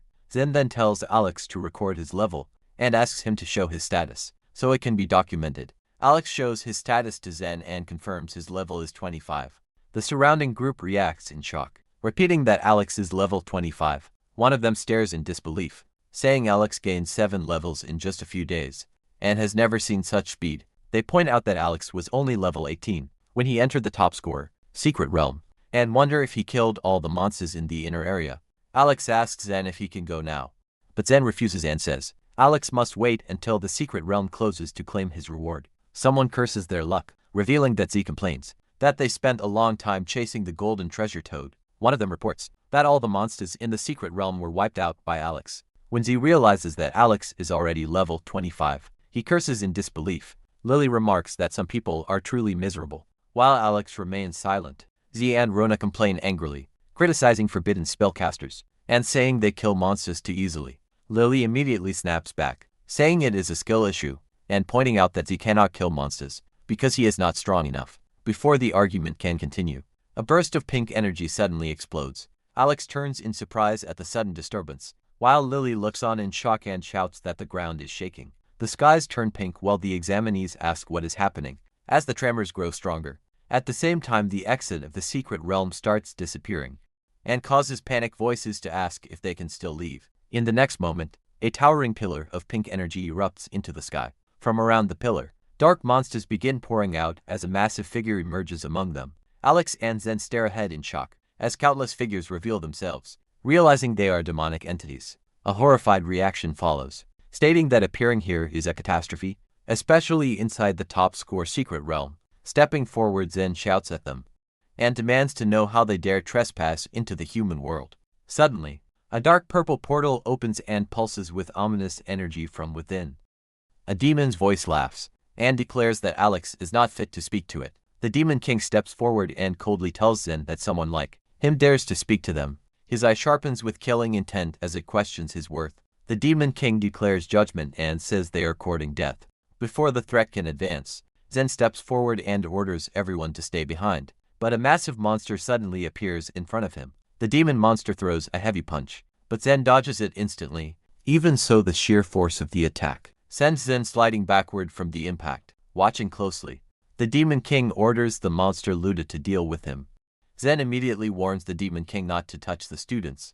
The Demon King looks at the students and challenges them to fight him. Several examinees scoff that the demon is only level 20, and declare they will fight him head-on. Kai, a level to 1 God Knight examiner, steps forward and declares that he will fight the Demon King. From the side, examinees shout encouragement, claiming they clearly have the advantage. In the next instant, the Demon King strikes, slashing Kai across the body. As blood sprays, Kai cries out, as the force of the blow sends him flying backward through the air. Before he can hit the ground, Alex catches Kai midair.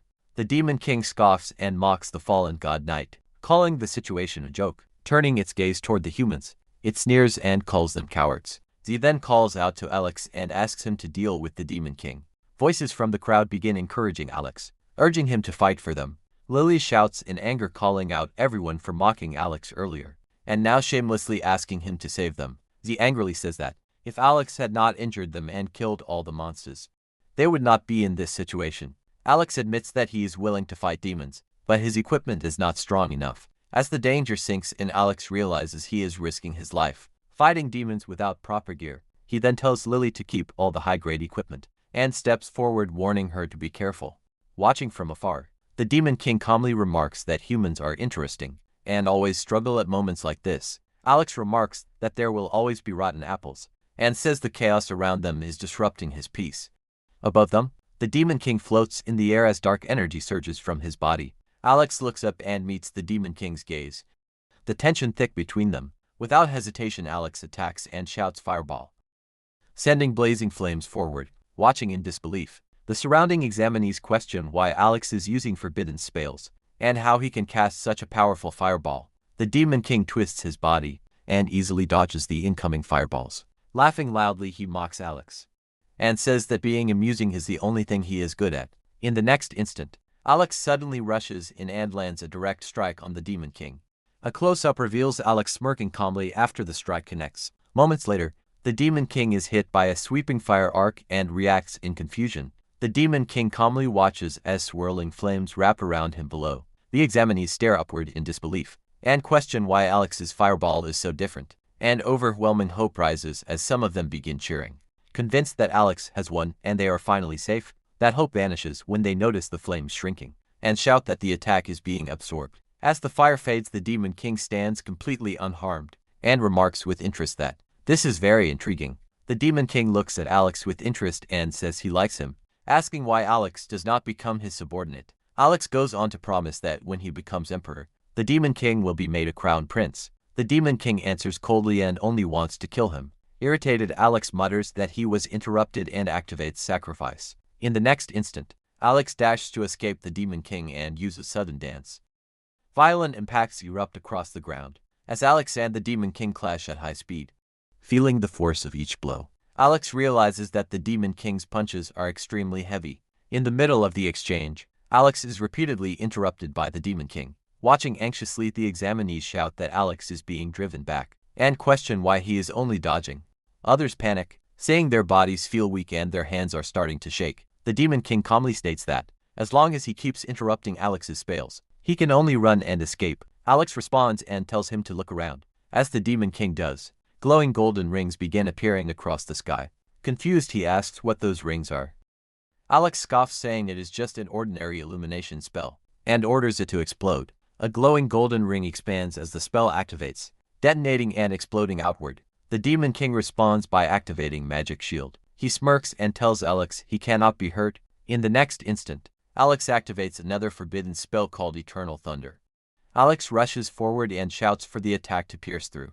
Lightning crashes down and rips through the ground. The Demon King staggers as the strike hits, letting out a pained groan. Recovering, he swings his weapon at Alex and curses him. Enraged, the Demon King snarls and vows to kill him, prompting him to charge forward. Alex blocks the strike, but Alex is shown coughing blood from the hit. He slams into the ground, tearing a trench behind him. Hovering above, the Demon King declares he will crush Alex and everyone else here. Alex activates sacrifice from the rubble. Blue energy explodes outward as burning karma activates, locking his gaze forward.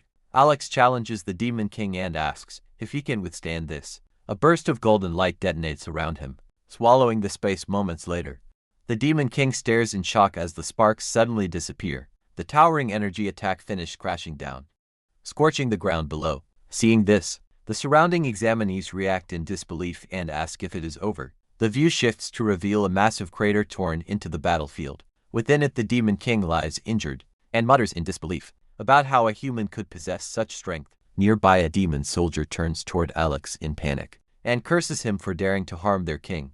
The monster snarls and threatens to tear Alex apart. As a warning rings out, Alex steadies himself against the crater wall, clearly overwhelmed by the difference in strength. In the next instant, a crimson slash tears downward and splits the battlefield. The surrounding examinees react in shock, recognizing the arrival of the city lord. Stepping forward, Fung calmly declares that Alex's help is no longer needed. Fung calmly tells the Demon King that he should have stayed in his own realm. In response, a pillar of golden light crashes down as Fung releases his power. Watching in disbelief, Gina blurts out that Fung is unbelievably strong.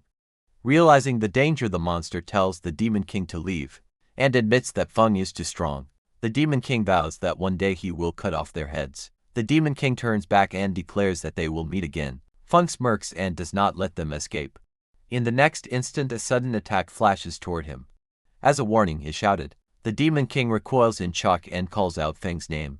A blinding slash then rips through the sky, cutting straight across his escape route. A violent pressure crashes down, and someone mutters that the force is incredibly strong. The demons are gone when the smoke settles. Fung is told to come to the demon realm if he dares so. He vows to one day bring Daxia's warriors and wipe them all out. With the enemies gone, he descends to meet the top scorers and apologize for the incident. For now, he urges everyone to head back to their homes and rest. They do as told, hurrying to leave the dangerous place right away. They could only exhale in relief as the long day was finally over. Back at his place, Alex thinks about how dangerous the secret realm is. A couple of quick knocks hit his door. To his surprise, he finds the city lord who's come to check on his injuries. Feng mentions how he single-handedly defeated a royal demon earlier, and asks if he's open to using his power to serve the city. With the demon kind moving, they need an existence that can deter them. It's not a bad opportunity, so he says he'll have to ask his master first. Delighted, the lord says he'll go ahead and ask for Zora's permission himself. Another person arrives at his room's doorstep. It's a strange woman, saying she's come with complimentary fruits from the hotel. An odd atmosphere enters with her while Alex smells something strange.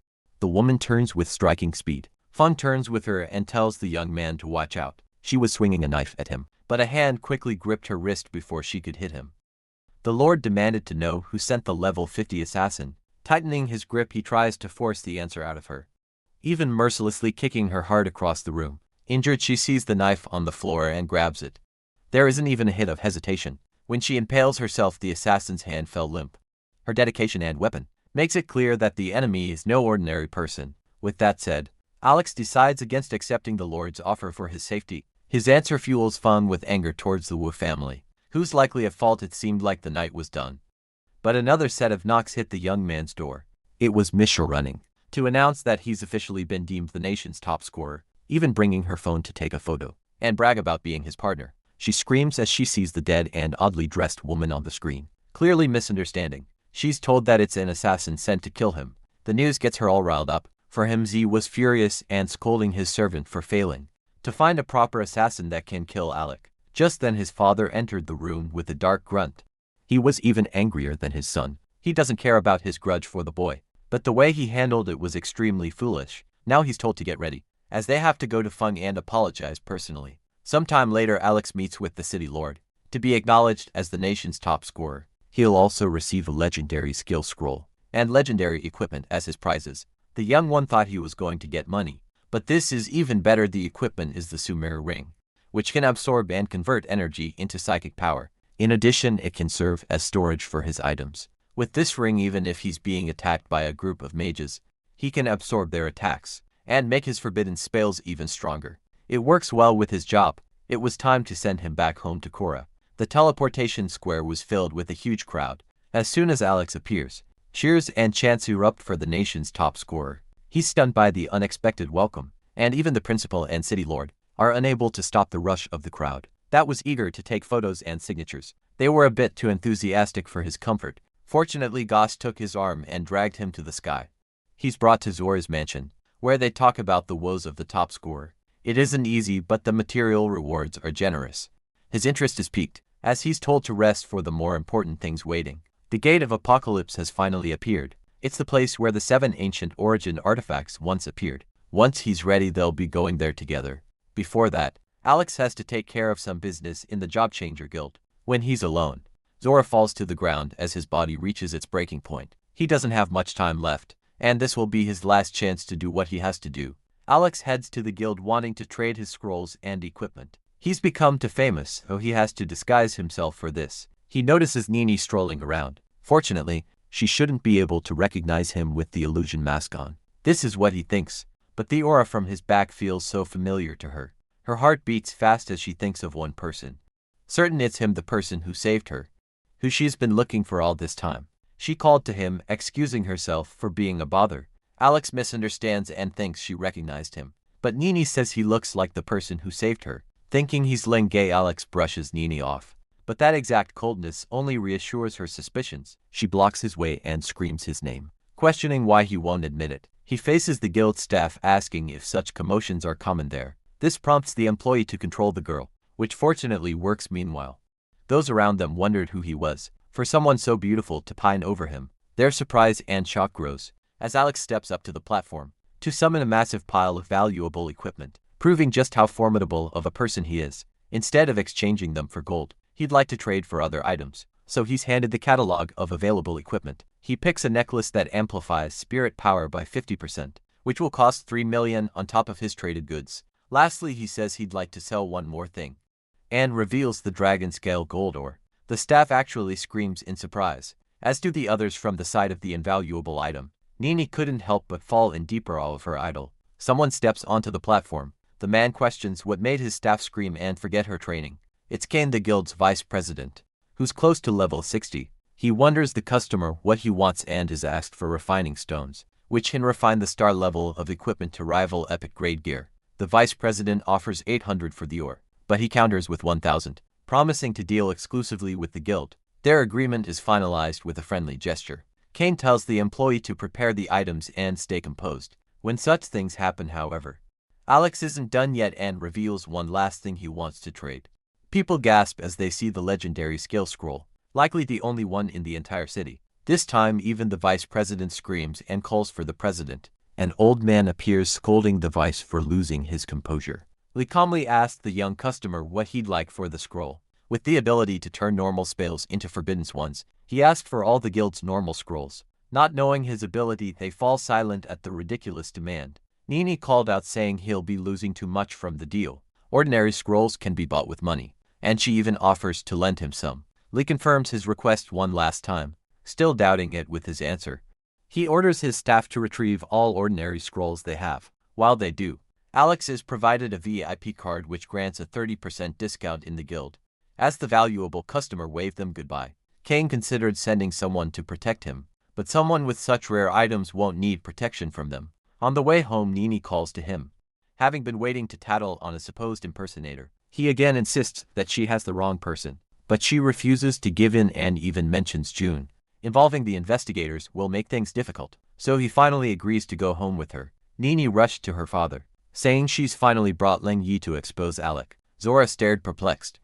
His disciple shrugged helplessly while his daughter continued. He was silent, caught in a difficult predicament, but she was still busy, convincing him of reconsidering who he wants to turn into a mentee. The astrologer has no choice but to play along, and asks for a private talk, so she gives them some space and heads to her room. The two men considered telling her the truth. This is a coincidence, but Zora just got another idea from the unexpected situation. Alex already knows that he wants him to enter the Apocalypse Gate, as Lingay as the rain begins to pour. His master confirms the thought, saying the disguise will allow him to go all out. That said, the disciple knows that it also means that no one will care if he disappears or dies. Inside, he continues to wonder just what his master is plotting against him. They agree on the plan and decide to head out soon. Later on, Alex prepares himself by refining his equipment with the stones he traded. The first refinement is successful and grants the Sumeru ring 1 star. This increases the mental power bonus by 20%. He uses a few more stones, but none of them work successfully. Shaking with disbelief and shock, he clings onto the hope of things working out, and uses everything he has on the ring. 100 tries fail, then a couple hundred more until he's eventually left with one last stone. Fortunately, this works, and he ends up with a 3-star ring with 160% mental amplification. As several days have passed, Alex decides to see how Luke was doing from below. Nini mistakes his silhouette for her savior, her expression turns sour. As soon as she sees who she was happily greeting, and she asks why he was still in their house, saying he's just packing up. He can't help but note her attitude. A while later, he arrives at the Jin family villa where he finally reunites with Luke. They happily greet each other and ask how they've been doing. Actually, Alex came as he has something he needs his subordinate to do. He leans in and whispers a couple of rumors he needs the young man to spread. It's quite an odd but simple task, so he undertakes it without any issues. A while later, reports of Alex's unruly and immoral conduct are broadcast to the city. Everyone watching comes to their own conclusion about his attitude. Meanwhile, Nini watched, filled with even more disgust towards him after such an incident. No one cares about the nation's top scorer anymore. The day has come and Zora asks if he's ready to move out. As they're about to leave, his daughter comes out and calls to Alex, still falling for his disguise in a pretty dress, and with a shy expression. She invites him to watch a movie when they return, saying he'll think about it later. The two men head out. Fortunately, the Gate of Apocalypse is in the wilderness of Korra, so they don't have to go too far. After a while, the two reach their destination. The Gate of Apocalypse is much larger and imposing than they expected. By the entrance, a group of men come to greet them. It's Tucker, deputy director of the Investigation Bureau. As it's time to open the gate, he hands the astrologer the key they acquired, unaware that it's a fake provided to get Alex out of their custody. There's no need to expose the real one now, just to close the gate later. For now, he puts his palm on the gate and commands it to open. The barriers parted and the legendary place was at their fingertips. Tucker makes sure to have the key returned to him before anything else. Just then a familiar voice exclaimed from behind them. They see Lee and his men coming. Despite being completely uninvited, the old man considers it a coincidence and suggests that they let him tag along. Since it's a bit unfair, he offers to scout ahead and risk their safety. It's not a bad idea considering the danger, so they allow the president to take the lead. After the old man and his VIP customer greeted each other, everyone moved forward to enter. Just when they were about to step in, a strong light appeared, but they pushed on nonetheless. On the other side, they see Korra completely dilapidated and abandoned. They look around to see if there are any people living inside, but it quickly becomes clear that there's not a single living creature inside. Zora notices something on the ground. It's a fragment of a divine artifact but has now lost its value. There was absolutely nothing there, be it risk or opportunity. Unwilling to give up, they agree to search separately and scream if they're in danger. Everyone disperses without a hint of hesitation. After all, the game of hidden agendas was finally about to begin. Still, there wasn't even a hint of a ghostly shadow in sight. Alex knew he couldn't trust anyone, and had to find something for himself. Fortunately, he has the underground escape skill. He enhances it to spatial leap, which allows him to rematerialize into a destination of his choosing. With the key's guidance, he finds himself in his home in Korra. There, he hears a demonic voice calling his name, saying he's finally come.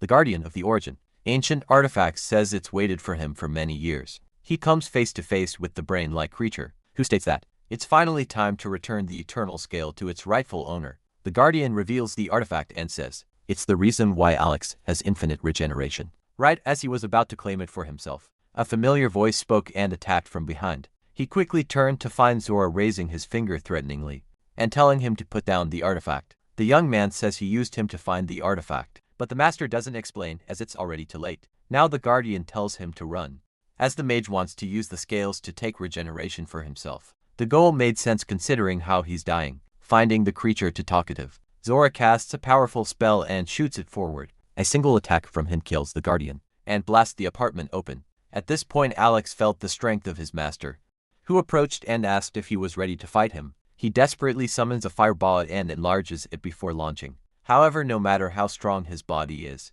he's still only level 25. A single movement from Zora is all it takes to completely dispel the fireball. It looked hopeless, but the disciple refused to believe that the gap between them was that big.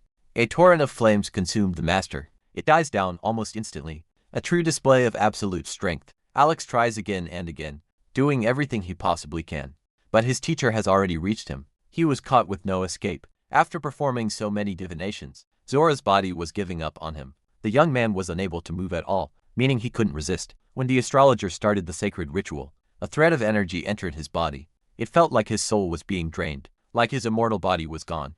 As the power of the scales behind him slowly disappeared, Zora noticed something odd happening to the real artifact. Half of it has always been inside the young man's body. When the balance tilts, one side is infinitely amplified. As long as both parties agree, They can perform an equivalent exchange. Alex questioned why he was explaining this now, but he just continued. The young man screamed while the mage coughed at the edge of his life. Finally, the artifact shot towards him, embedding a new mark on his head. He didn't understand what was happening.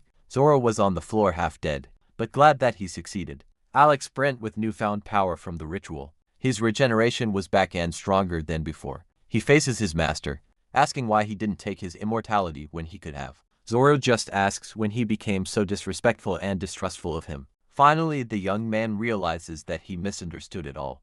That said, he was plotting against him. But it's for the sake of humanity. It's quite the heavy responsibility. For countless years, his divinations always projected Nini dying at the same point in time. This means that one way or another, Daxia or all of human civilization will be completely destroyed. Only Alex's future can't be seen, meaning he's the exception to the future. He's the variable, the only one who will survive and can change the ending. Handing him a pouch of necessary items, Zoro mentions the supposed guardian earlier, and says it's actually a fragment of the demon emperor, who wants the eternal scale in his body. For his final words, he asks the young man to take care of his daughter.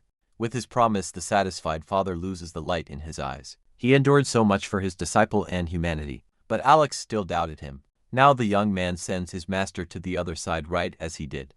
The rest of their group arrives at the scene. The two leaders couldn't believe it, and Tucker immediately asks if he killed Zora. Despite his grief, he's ordered to explain what happened.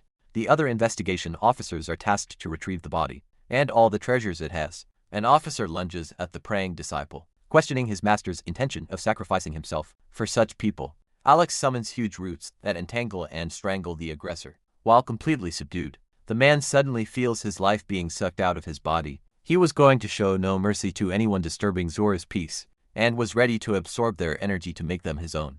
It was unbelievable with the first victim. He receives his first set of nutrients, lifespan and experience points. Tucker realizes that he must have gotten the artifact, and sends the rest of his men at the boy. However, it's foolish to think that they can even do anything against him. He disappears from their sight, using the same spatial leap he used earlier. Before they could react, he reappears right above them and blasts the space with thick dust. At this point, they don't have any idea what elemental profession he holds. On the other hand, Lee is glad that he didn't act rashly, recognizing the danger. As the investigation bureau continues to scramble, Alex gets ready to repay them for what they did. On the day of his arrest, he casts the wrath of the sea god and summons its trident. Alex shoots the sea god's trident forward. It impales and cuts the target's body in half, but the upper half is blasted by another attack that heads straight to the young man. He dodges it by a hair. Tucker, a level 60 bow hunter, prepares to shoot another projectile. Annoyed by his subordinates, he orders everyone to charge together. They do as told and launch a simultaneous attack, but all their energy blasts are absorbed by the Sumero ring. Just like that, the mass of magic is converted into Alex's own power. Unleashing a massacre, he summons the world, devouring heavenly fire. Hopeless cries ring out as the officers are burned alive on the spot. The entire perimeter is scorched, except for a small area where Tucker summoned a barrier for himself. Infuriated by the useless people around him, he summons his bow to take care of things personally, and calls on the demon god's mother and son. Arrows he aims and shoots at Alex, who hops away just in time to dodge. However, this wasn't something that can be dodged so easily. The arrow suddenly opened up from his side, and shot several other projectiles at him. It hits his body, but he doesn't feel the effects right away. In fact, he hears the deputy gloating about his power, before he keels over and screams in pain.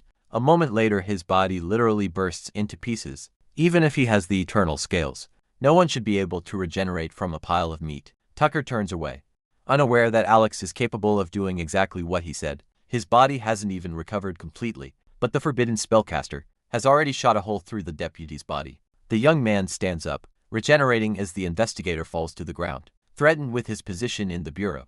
Alex sarcastically feigns fear. Tucker desperately shoots a bow, but his target devours both the attack and all the energy from his body, ending his life for good. The entire ordeal has allowed him to jump 3 levels and increase his main attributes. Called forward, Lee slowly revealed himself, saying the two of them have never been enemies. Fortunately, Alex agrees, so the two look forward to their work in the future. It's best to leave the area immediately, but there's something he has to do. The forbidden spellcaster creates a coffin of unmelting ice. There he gently lays his master's body to rest, promising to bring him home in peace. The two then head out of the Apocalypse Gate. Lee has subordinates in danger, but it's too risky to save them right now. When the two reach the entrance, something odd happens. A huge beast appears, roaring as it blocks their way. It launches something from its mouth, but the targets are fast enough to jump away in time. Alex volunteers to handle it and cast the flame god's eye, killing the beast where it stood. When he devours it, he gets a fraction of dragon bloodline on top of the usual stats. The new additions confuse him too, but there was no time to think about it, as the entrance was about to collapse. Right as they were getting sucked in, he remembers to use the correct key to keep the gate shut. Just like that, they reappear back in the human realm. Both the gate and the key have disappeared, and no one knows where they'll appear next. Alex intends to bury his master first, so he parts ways with the guild president, who says their organization will always be at his service. At the Zora mansion, pain cries rang out. Nini stared at the coffin, but refused to believe that it was her father who was inside. Alex, again in disguise, apologizes for failing to protect him, but she desperately insists that the two of them must be playing a prank on her. Told that Zora wanted to be buried beside his wife, his daughter fell to the floor, her tears falling on the cold coffin he was in. Her wailing filled the entire mansion as she desperately called to him. Later she asks how he died, so he explains how his constant divinations for humankind lead to his death. She politely asks him to leave, but raises her voice to a command when he says there's something he must do. Understanding, he gives her the space she needs, telling her to call him if anything happened. The news of Zora and Tucker's deaths, along with Lee's disappearance, reaches the general public. Some mention rumors of Ling Yi carrying Zora in a coffin of ice. John hears the name and sets his eyes on catching Alex like before. They try to do so but find themselves in an odd place. The dead man's disciple was in an adult establishment, seemingly enjoying his life to the fullest. He even offers to treat the investigator, who promptly refuses and instead asks where he's been all week. The top scorer says he doesn't even remember. Through with games, June uses his power and asks if he followed Zora out of the city. Alex doesn't answer, and records him asking if he has any proof of the accusation. On the contrary, there's proof that he spent the last few days in entertainment venues. His grip tightens out of frustration, but he eventually lets go and walks away, vowing to find evidence of his involvement. Before he could go, Alex offers a piece of information for free, and says he saw Lingay blown into pieces just a few days ago. June is stunned as he confirms that the young man wasn't lying. Left even more perplexed, he lets his suspect go. Rain fell on the grim day of Zora's funeral. A crowd formed to grieve over his abrupt and unexpected death, and his daughter is left to deal with it all on her own. As people start to talk about his missing disciple, Alex arrives and they immediately talk about his immoral life. Drenched from the rain, he apologizes to his master for arriving late.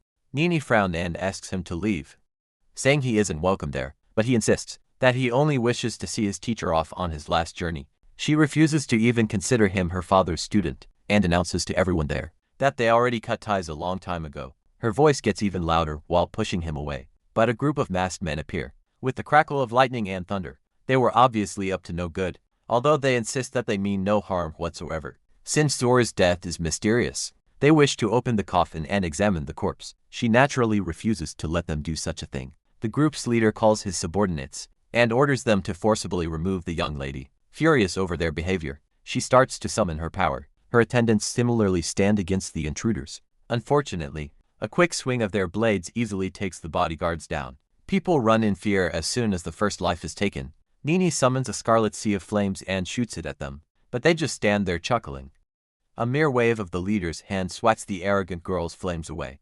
She can't believe it, as only level 50 job changers can do what he did. He raises her by her neck, saying he won't kill her out of respect for the deceased. The others move to open the coffin, but a chilling voice tells them to stop. Alex moves so fast that the man is forced to let Nini go, just to keep his arm intact. The ground explodes when he hits the floor, putting some distance between the two groups. He's fully ready to kill everyone there as punishment. The men are similarly unwilling to back down without eliminating him. They summon a barrier around the young man and lock him in stone walls. However, such a weak shield can't possibly contain his forbidden spells.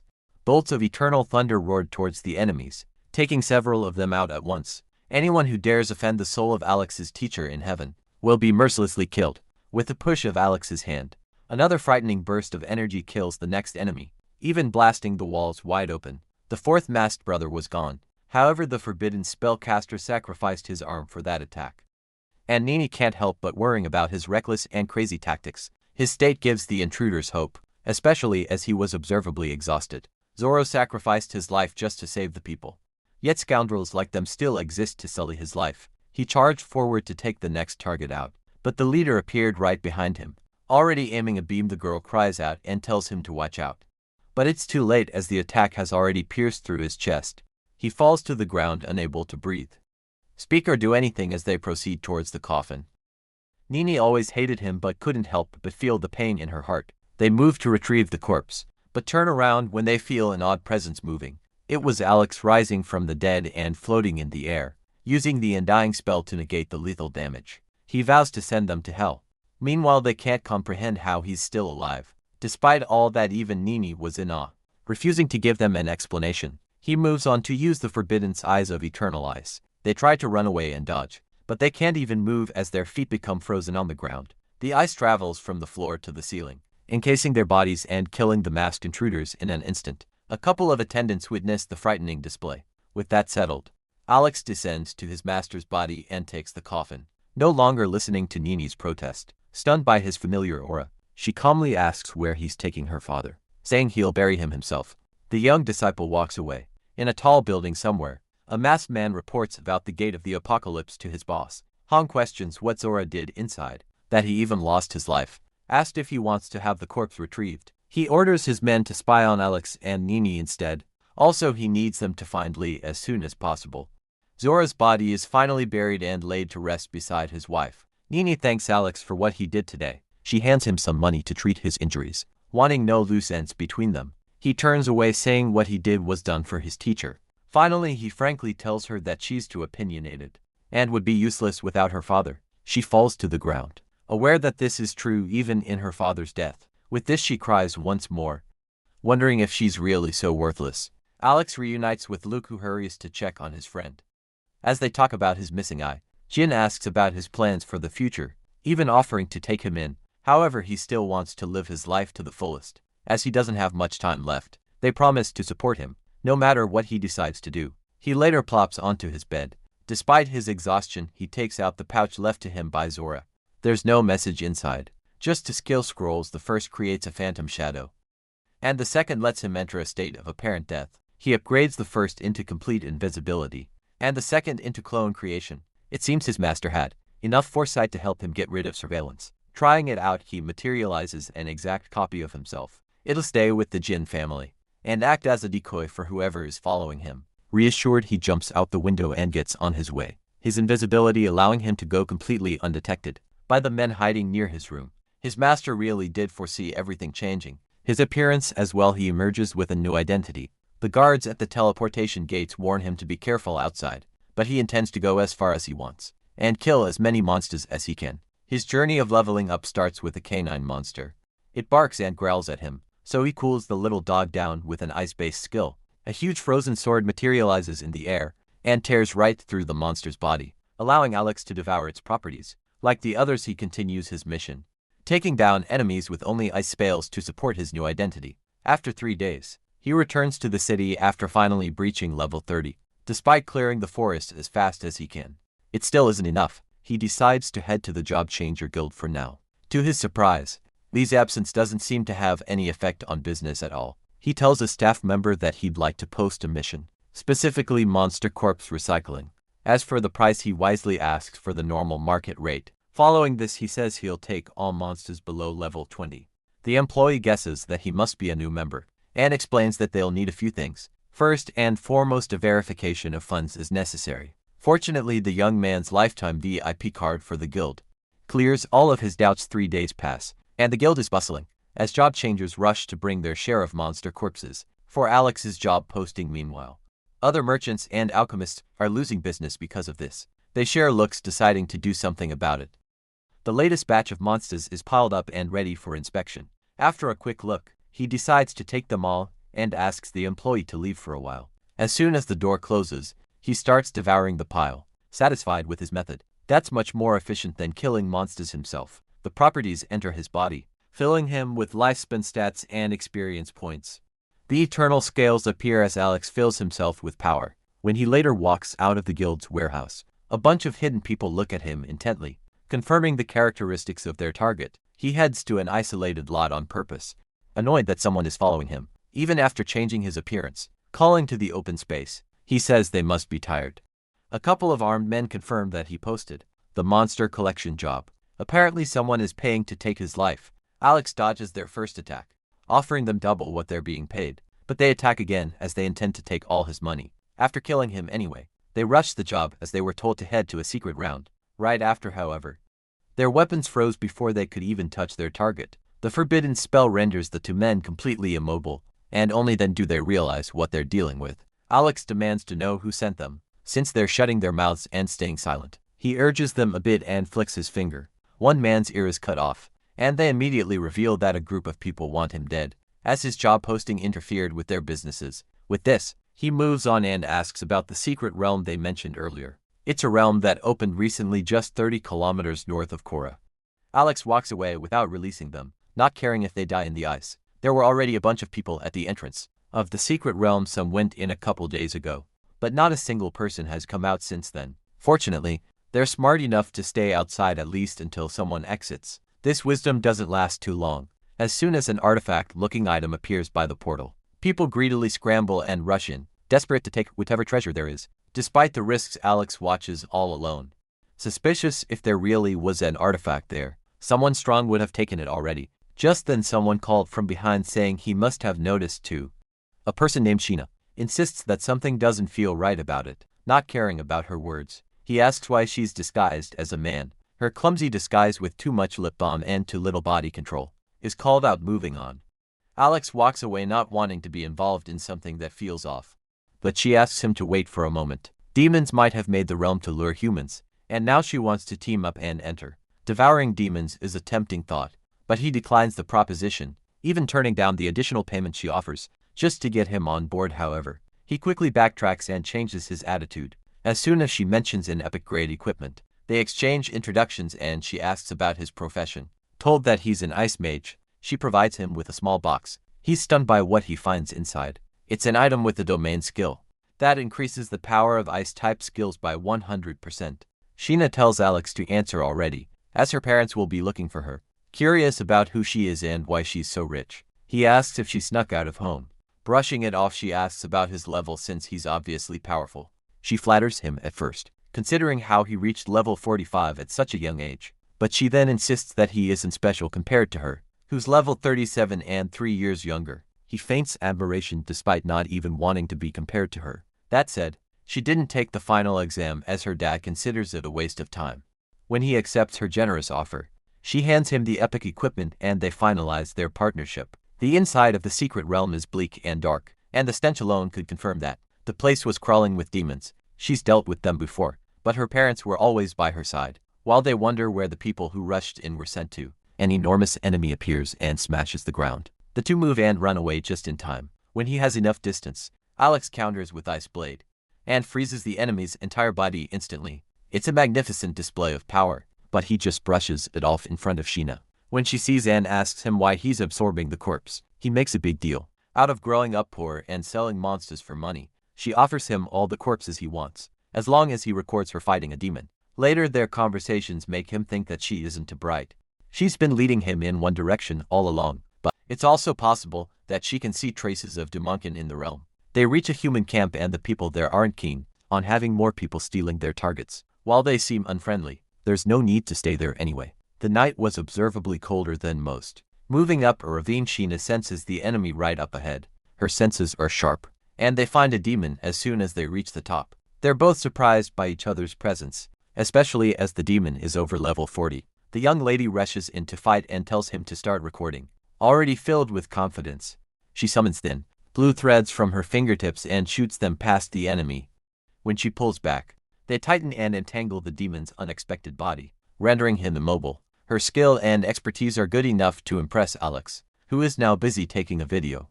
Meanwhile, Ragnar struggled and cursed, unable to move his limbs. The caster is sure that those caught by her threads won't be able to break free. Although this is true, the demon's head was free to charge and attack. Sheena is told to get out of the way, but it's too late and the enemy shoots an energy beam right at her. She manages to form a shield right before it makes contact. However, the blast still hits hard.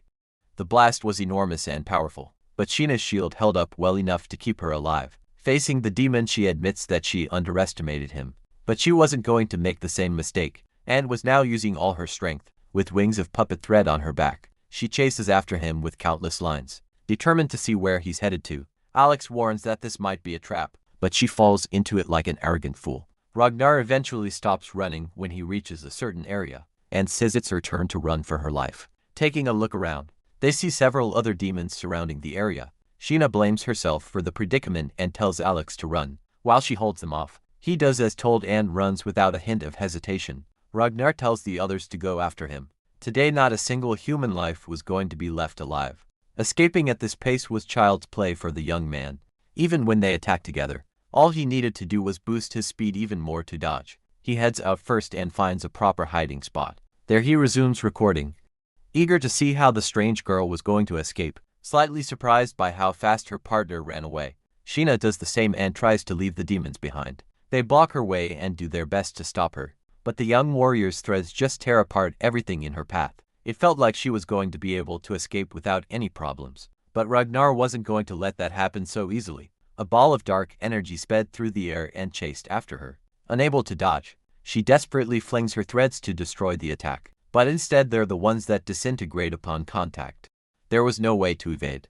She screams out loud as the orb hits her, and even Alex knows that there was no getting out of this. When the smoke and dust settles, they see Sheena inside the heavenly demon cage, a tool specially forged by imperial demons to capture humans. Impressed by her use of the divine artifact, Ragnar is sure she'd be valuable in the demon realm. He starts farming for spoils by reaching out to get the star puppet string. However, his fingers started gradually freezing, and he soon found his entire arm completely encased in ice. Sheena turns back worriedly, asking why he didn't escape. Alex tosses her phone, saying he was busy recording her fight. After all, it's what they agreed on earlier.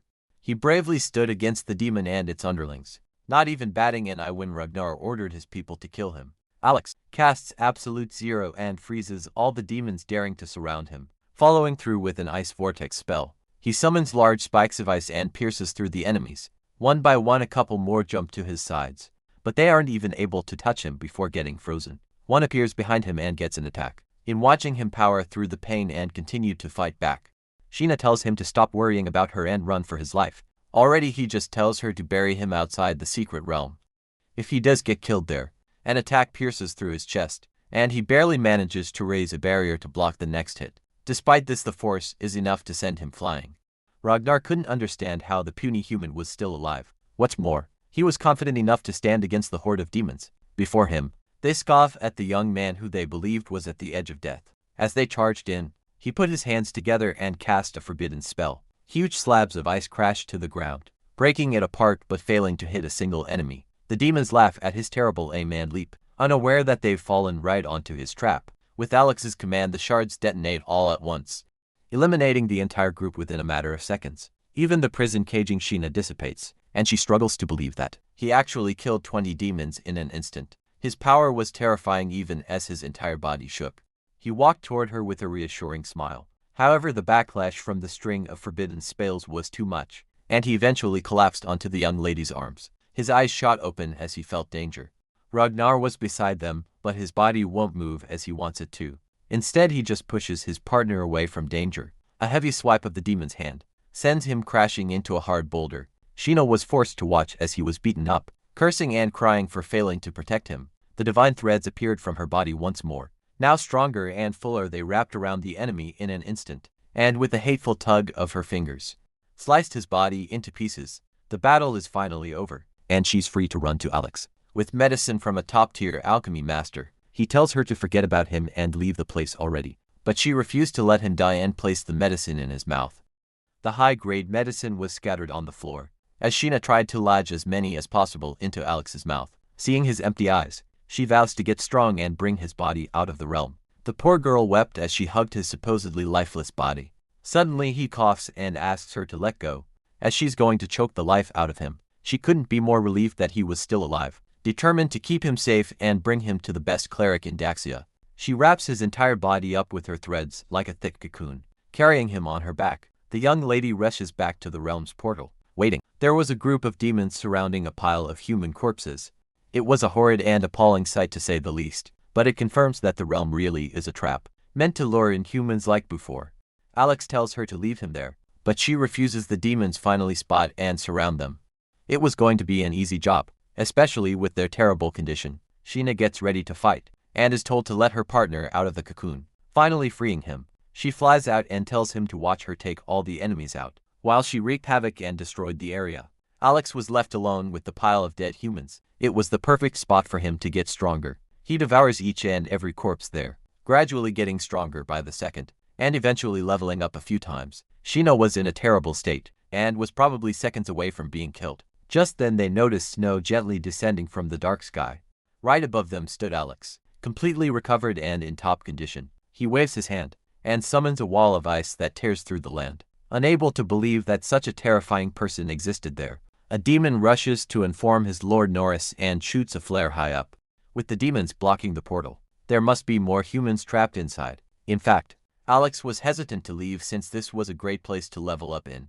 The two later set up camp and roast some meat on the campfire. Sheena expresses her admiration for his recovery ability, knowing how injured he was earlier. While they lighten the mood and talk about her cooking, their heads turn as they suddenly hear something in the woods. She recalls seeing traces of human activity back when she was hunting earlier. Deeper in, a bunch of injured people were gathered around the fire. Losing hope of finding anything worthwhile in the realm, they had to escape as soon as possible. But there were countless demons at the exit. One man stood up. Whoa. How? The strongest in the group says there's only one way to break through, and that's to cruelly use the injured to lure the demons away. For the others, Wu Hao asks if there's anyone who disagrees with his cruel plan. A handful object knowing. It's basically telling the injured to die, for whoever has a higher chance of survival. After asking if anyone else disagrees, he moves fast and attacks. In the blink of an eye, a couple of men's legs are cut even more, and it happens before they could even react. The men and their partners scream at the inhumane treatment, but the cruel swordsman just asked if anyone else wanted to be bait. Since no one else speaks, they proceed with the plan. As he said, a voice unfamiliar to them objects. Sheena stomped forward, questioning how he could act this way. Dissatisfied with her words, Alex steps in to be a good example, and starts throwing an endless string of curses at the man, while the onlookers are stunned by his cadence. Wu Hao growls at the insults and charges in to punish the arrogant newcomers. However, he finds that he can't move at all. His limbs were already bound by Sheena's divine threads, and he falls to the ground as soon as she tugs even a bit tighter. Now he's just as injured as the others and can be used as bait too. The people then ask the pair to help them leave the realm. That said, Alex has no idea how they're going to do that. The young lady already has something in mind, and draws up a plan for what they're going to do by the portal. She wants one strong group to distract the demons, and give the wounded a chance to leave. Needing speed specialists in the first group, she asked for volunteers in addition to Alex. A few more raised their hands, determined to get out of there alive. Sheena was satisfied and had no intention to force others to join, still oblivious to the sinister nature of humans. While they helped each other get ready, Wu Hao had an evil smirk, and planned to betray them the moment he got a chance. The exit was still crawling with demons, now even more so than earlier. Despite the plan, Alex heads out on his own, saying they don't need more people. He says he's enough and tells them to find a chance to rush out. Sheena tries to stop him, but it's too late. The demons soon notice the lone man running right towards them. He can feel his partner's worried gaze, but there's no need. Simply passing through the group is enough to freeze and shatter the enemies apart. The others have apparently heard of the ice user's terrifying strength, while they talk about refusing to let him escape this time. Alex scoffs at them and says they should be the one running away. A single attack from him blasts through their bodies. With the taste of Alex's power, the enemies are now a lot more cautious. Meanwhile, Sheena notices something wrong while watching. When he states that they're simply too weak, something crashed down to the ground behind him. A huge and powerful-looking demon appeared, and even Alex could tell that he wasn't like the others. He feels the pressure and jumps away, just in time to dodge the heavy axe's blow. It's a chance to bait them away from the exit, but Gary only takes a few with him to the chase. With a few enemies left, the humans have no choice but to fight. They charge in to eliminate the guards, and Sheena leads the charge by decimating the front lines with her threads. In an instant, Wu Hao chuckled from afar, surprised that they actually led all the demons away. He tells the uninjured to leave the wounded behind and run with him. One protests, wanting to stick to the plan, but the selfish humans are focused on saving their own lives. The swordsman leads the way forward. Seeing them, Sheena thinks that they're sending backup, but soon realizes that they're heading straight for the portal, even leaving the injured to die on their own. While Wu Hao thanked the fools who believed in them, stone slabs suddenly emerged from the ground and blocked the portal. Confused by the unexpected development, they tried to force their way through and unleash their power. Spales hit the stone but failed to even make it crack. Things became frustratingly hopeless as the walls stood tall. The first group notices that the traitors have fallen for a trap, and see the rest of the demons rushing back from their chase, led by Gary. They surrounded the puny humans and cut off any chance at escape. They have no choice but to fight back, but it's all futile, as the tribe leader's ace cuts through them with ease. Sheena's group takes the opportunity to back away and regroup for now. Meanwhile, Alex was casually waiting where they all started. They're surprised to see each other still there, asked if the demons had some kind of backup plan. They share how the second group got wiped out, after falling to a trap by the entrance. With a dark expression, he says, it's his mistake, and steps forward to face the enemies on his own. They're the demons were still waiting. He planned to stay behind and go on a secret killing spree, but now he wanted vengeance. Jerry, who was more than happy to grant his wish of death, leapt into clash with the brave human. His great axe clashed with Alex's ice, and their collision is enough to send waves throughout the realm. He doesn't understand how the young man recovered so quickly. To show him many more things he can't even imagine, the forbidden spellcaster starts to devour all the corpses in the area. Gary could only stare in shock and confusion, as Alex's body grew stronger by the second. The battle was about to reach its climax. Gary couldn't believe that Alex even devoured his own kind, but it'll be his turn soon. After all, the human doesn't have this many demons to kill outside. Changing his form and empowering his body, he summons the world-devouring thunder. The enemies come together to gather their strength, as this is the only way to create a shield strong enough to block the blast. Surviving, Jerry clings to the hope that the Forbidden's caster won't last long. Alex plays along and treats them to a special experience. Manipulating both fire and ice, he casts 4 forbidden spells on top of each other, and unleashes a devastating attack that the enemies can't block. The land was ravaged. Jerry was stunned, unable to believe his strength. Meanwhile, the other demons who managed to dodge ran away in fear. But Alex wasn't going to let any of them leave with their lives. He summons the power of the eternal scales and, like a black hole, sucks the life out of all the enemies in the area. Doing his best to resist, Gary could only question who the mighty human was. Alex emerges, gaining nearly 17,000 points after devouring 22 high-level demons. The tribe leader appears again, still foolishly thinking that he could do anything but his target. Catches his heavy axe with a single hand. His entire body shook as he struggled to swing. Just then Sheena and the others arrive at the scene, and she asks if he actually killed all the demons on his own. If he doesn't pretend a bit, his identity will surely be exposed. As such, he throws himself down and crashes to the ground. She rushes to his aid while the others charge at the enemy. While he put herself between her partner and the demon, Alex feigned injury, even saying that he can't deal with his power, as the demon absorbs the power of his kin to strengthen himself. When she assures him that there's no need to worry anymore, Jerry screams at the despicable lie and accusation. However, Sheena didn't believe him and was intent on making him pay. A quick dash up allows her to entangle him with her divine threads. They pulled and cut his skin as he struggled, but he was determined to drag the Forbidden's caster down to death.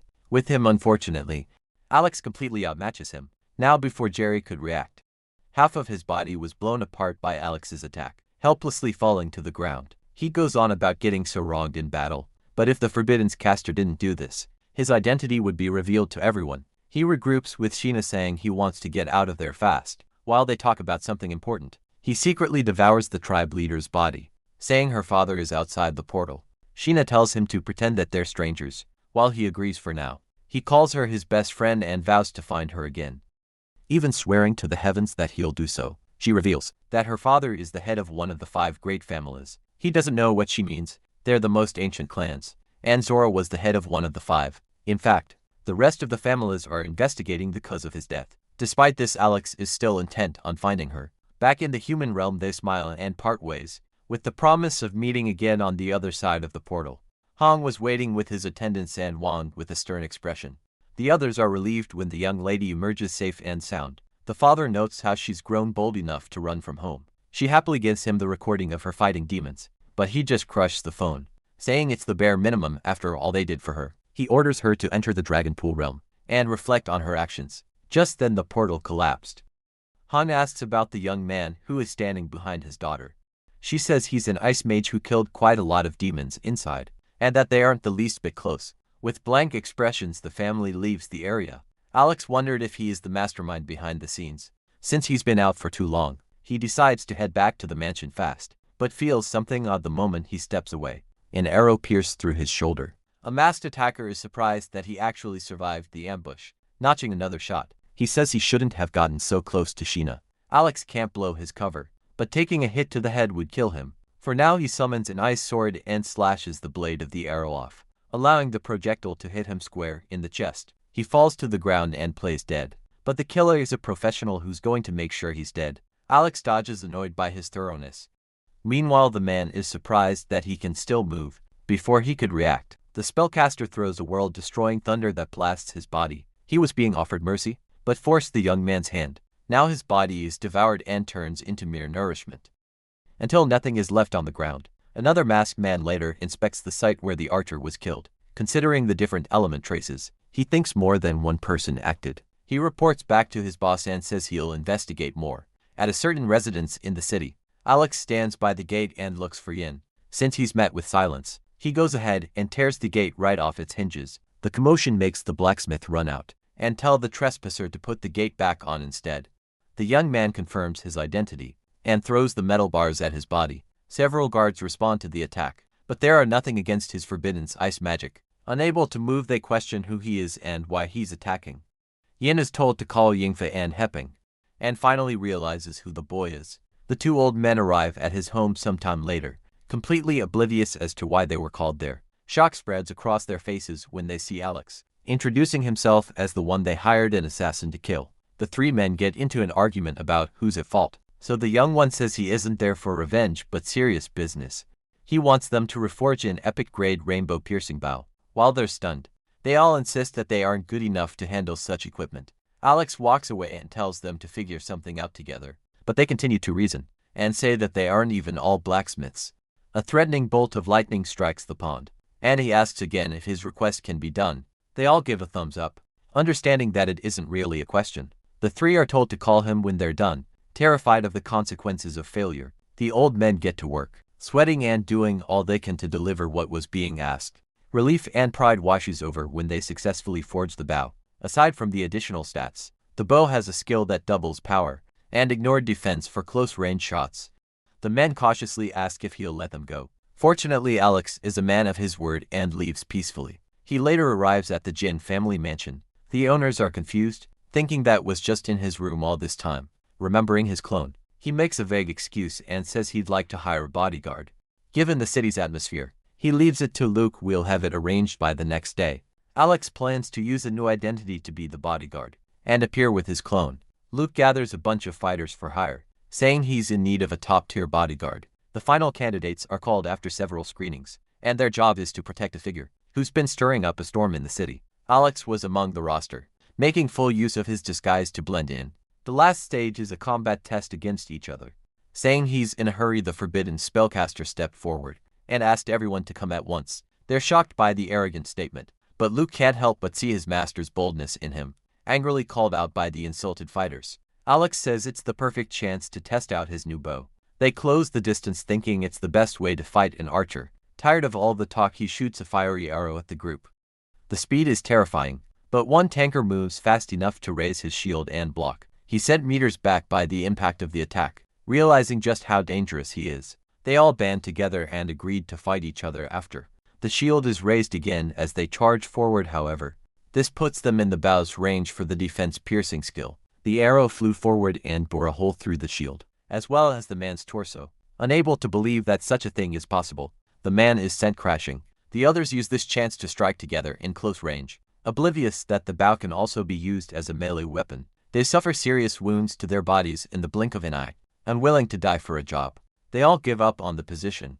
As expected, Alex is the last one standing. Luke is impressed and says they'll provide a generous salary. He's certain that his master will be satisfied, unaware that the hired bodyguard is his master in disguise. A deep horn blew in the forest outside Korra, as countless monster silhouettes appeared by the border of the city. Hong and his men watched and waited from above. He confirms that his daughter was safe at home. Someone asks if this is okay, as the city can't withstand the amount of monsters they brought. However, this is the only way to draw Lynch out of hiding. And one city is a small sacrifice for the Apocalypse Gate. After all, the ancient artifact must go to their family no matter what. The investigation bureau was in Yun's home, which vanished into thin air with his family, since he was forging a bow. Before that happened, they looked into the longbow users in the city. Hearing about the bodyguard job for Alex, they head to the Jin mansion, wondering why all these cases are somehow connected to him. There they see the master and his brand new bodyguard. Asked what it's about, they tell the archer that he's a suspect in Yen's murder. Jun is told to provide evidence, so he points to the red bow, which is the best proof there is. Just then the body of water near them rose and spoke. When they urgently call out, a masked man appears warning the Bureau of the monster attack, and telling them to evacuate civilians. The investigator knows he isn't lying, so he just demands an explanation as to what was happening. An ominous howl rang across the land and the man disappeared, without an explanation since the warning was without a doubt true. The Bureau officers moved, saying they'll come back for the archer later. Alex thinks about the ruined city in the Apocalypse Gate, which might be caused by this attack. Sirens and alerts hit the city, telling civilians to head to the portal right away. Eligible job changers are then ordered to assemble by the city walls. People run as fast as possible, and some can't help but long for Zora's willful and inspiring presence. Meanwhile, Alex wonders what to do. He takes the pouch left by his master, remembering that there's one more left. Inside is a message telling him to do what his heart says. He's reminded of how profound his master is. Since the enemies are looking for Ling Yi, he puts on his mask to give them what they want. The drums of war are struck endlessly, telling the fighters to assemble. Commanders lead the troops onto their stations, telling them to prepare for war. Just then the demonic horde comes rushing towards the city walls, and it becomes clear why their society lives behind them. The officials have asked for help, but no one has responded to their call. Even the city lord was there, grumbling over how the powerful see human lives as mere numbers. Flying to the sky, he calls to his compatriots and gives a speech, enjoining them all to stand together and protect their home against demonic beasts. Their lives are tied to the city and he'll lead the charge himself. The army of job changers roar with a deafening war cry, prepared to fight to the death without retreat. Following a huge explosion, Ling Yi finally shows himself to the people. They're stunned by how strong and terrifying his power is, so much so that they actually regain the hope of winning the battle. Burning the demonic beasts, he calls on everyone to help him drive out the swarm and defend their land. Meanwhile, Hong is told that their target has finally arrived on the scene. Satisfied with the plan's progress, he orders his people to proceed. They charged on, tearing through the waves of monsters and making people think that there are another set of reinforcements. However, they're not attacking the enemies, but forcing their way through them. Alex sees them going for his clone and decides to have some fun. Surrounded and asked why he isn't running anymore, the fake Ling Yu laughs maniacally, saying he's failed his dear master. They realize that he's about to self-destruct, but it's too late to stop him. A huge explosion blasts them all. However, the attack doesn't kill anyone, and just leaves a huge crater on the ground. While the masked men are confused as to what to do, Alex is surprised that he failed to injure even one of them. Still, he should be able to cover things with the self-destruction. His plan is interrupted as a familiar voice called. It's Nini vowing to bury them all with her father's disciple.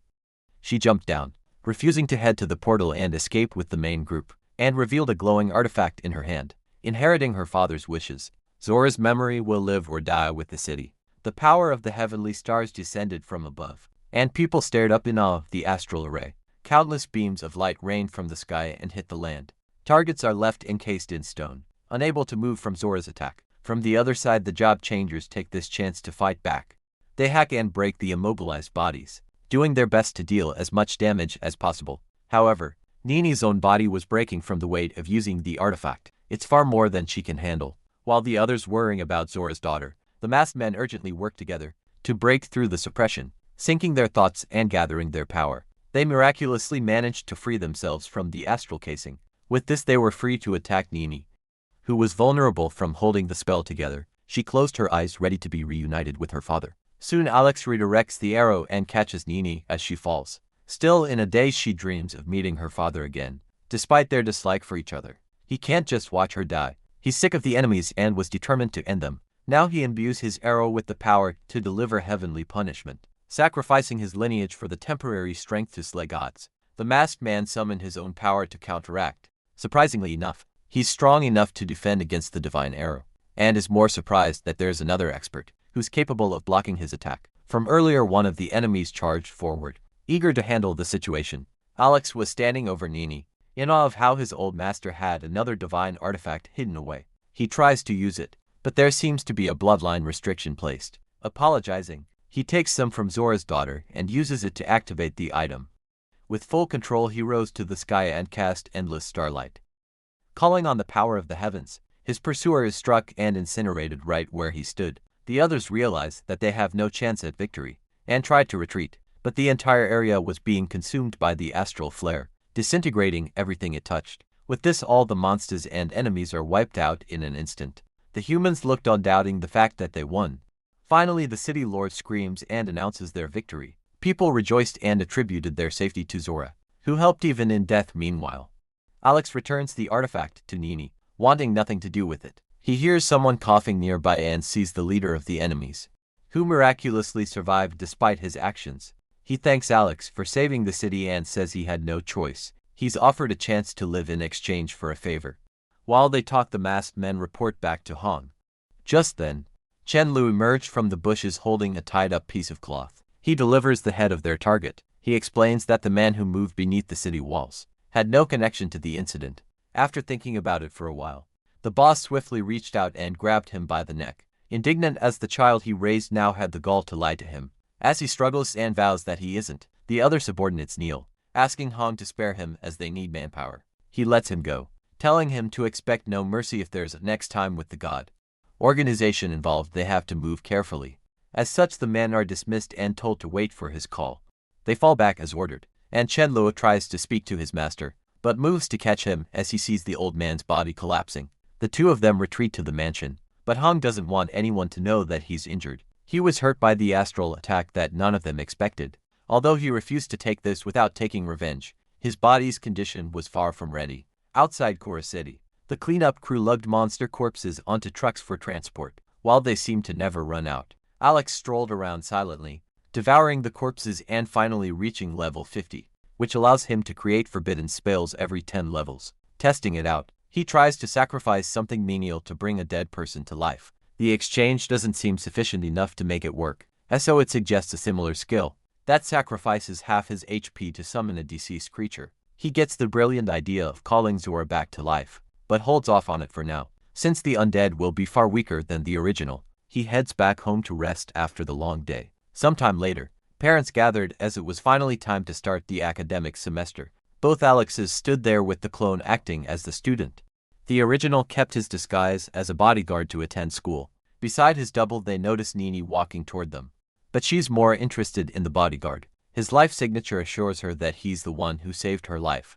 She's told not to think too much about it, but she dislikes being indebted, so she hands him her contact details in case he needs help. With an invite to go to the Supreme Academy, he promises to go but not for her.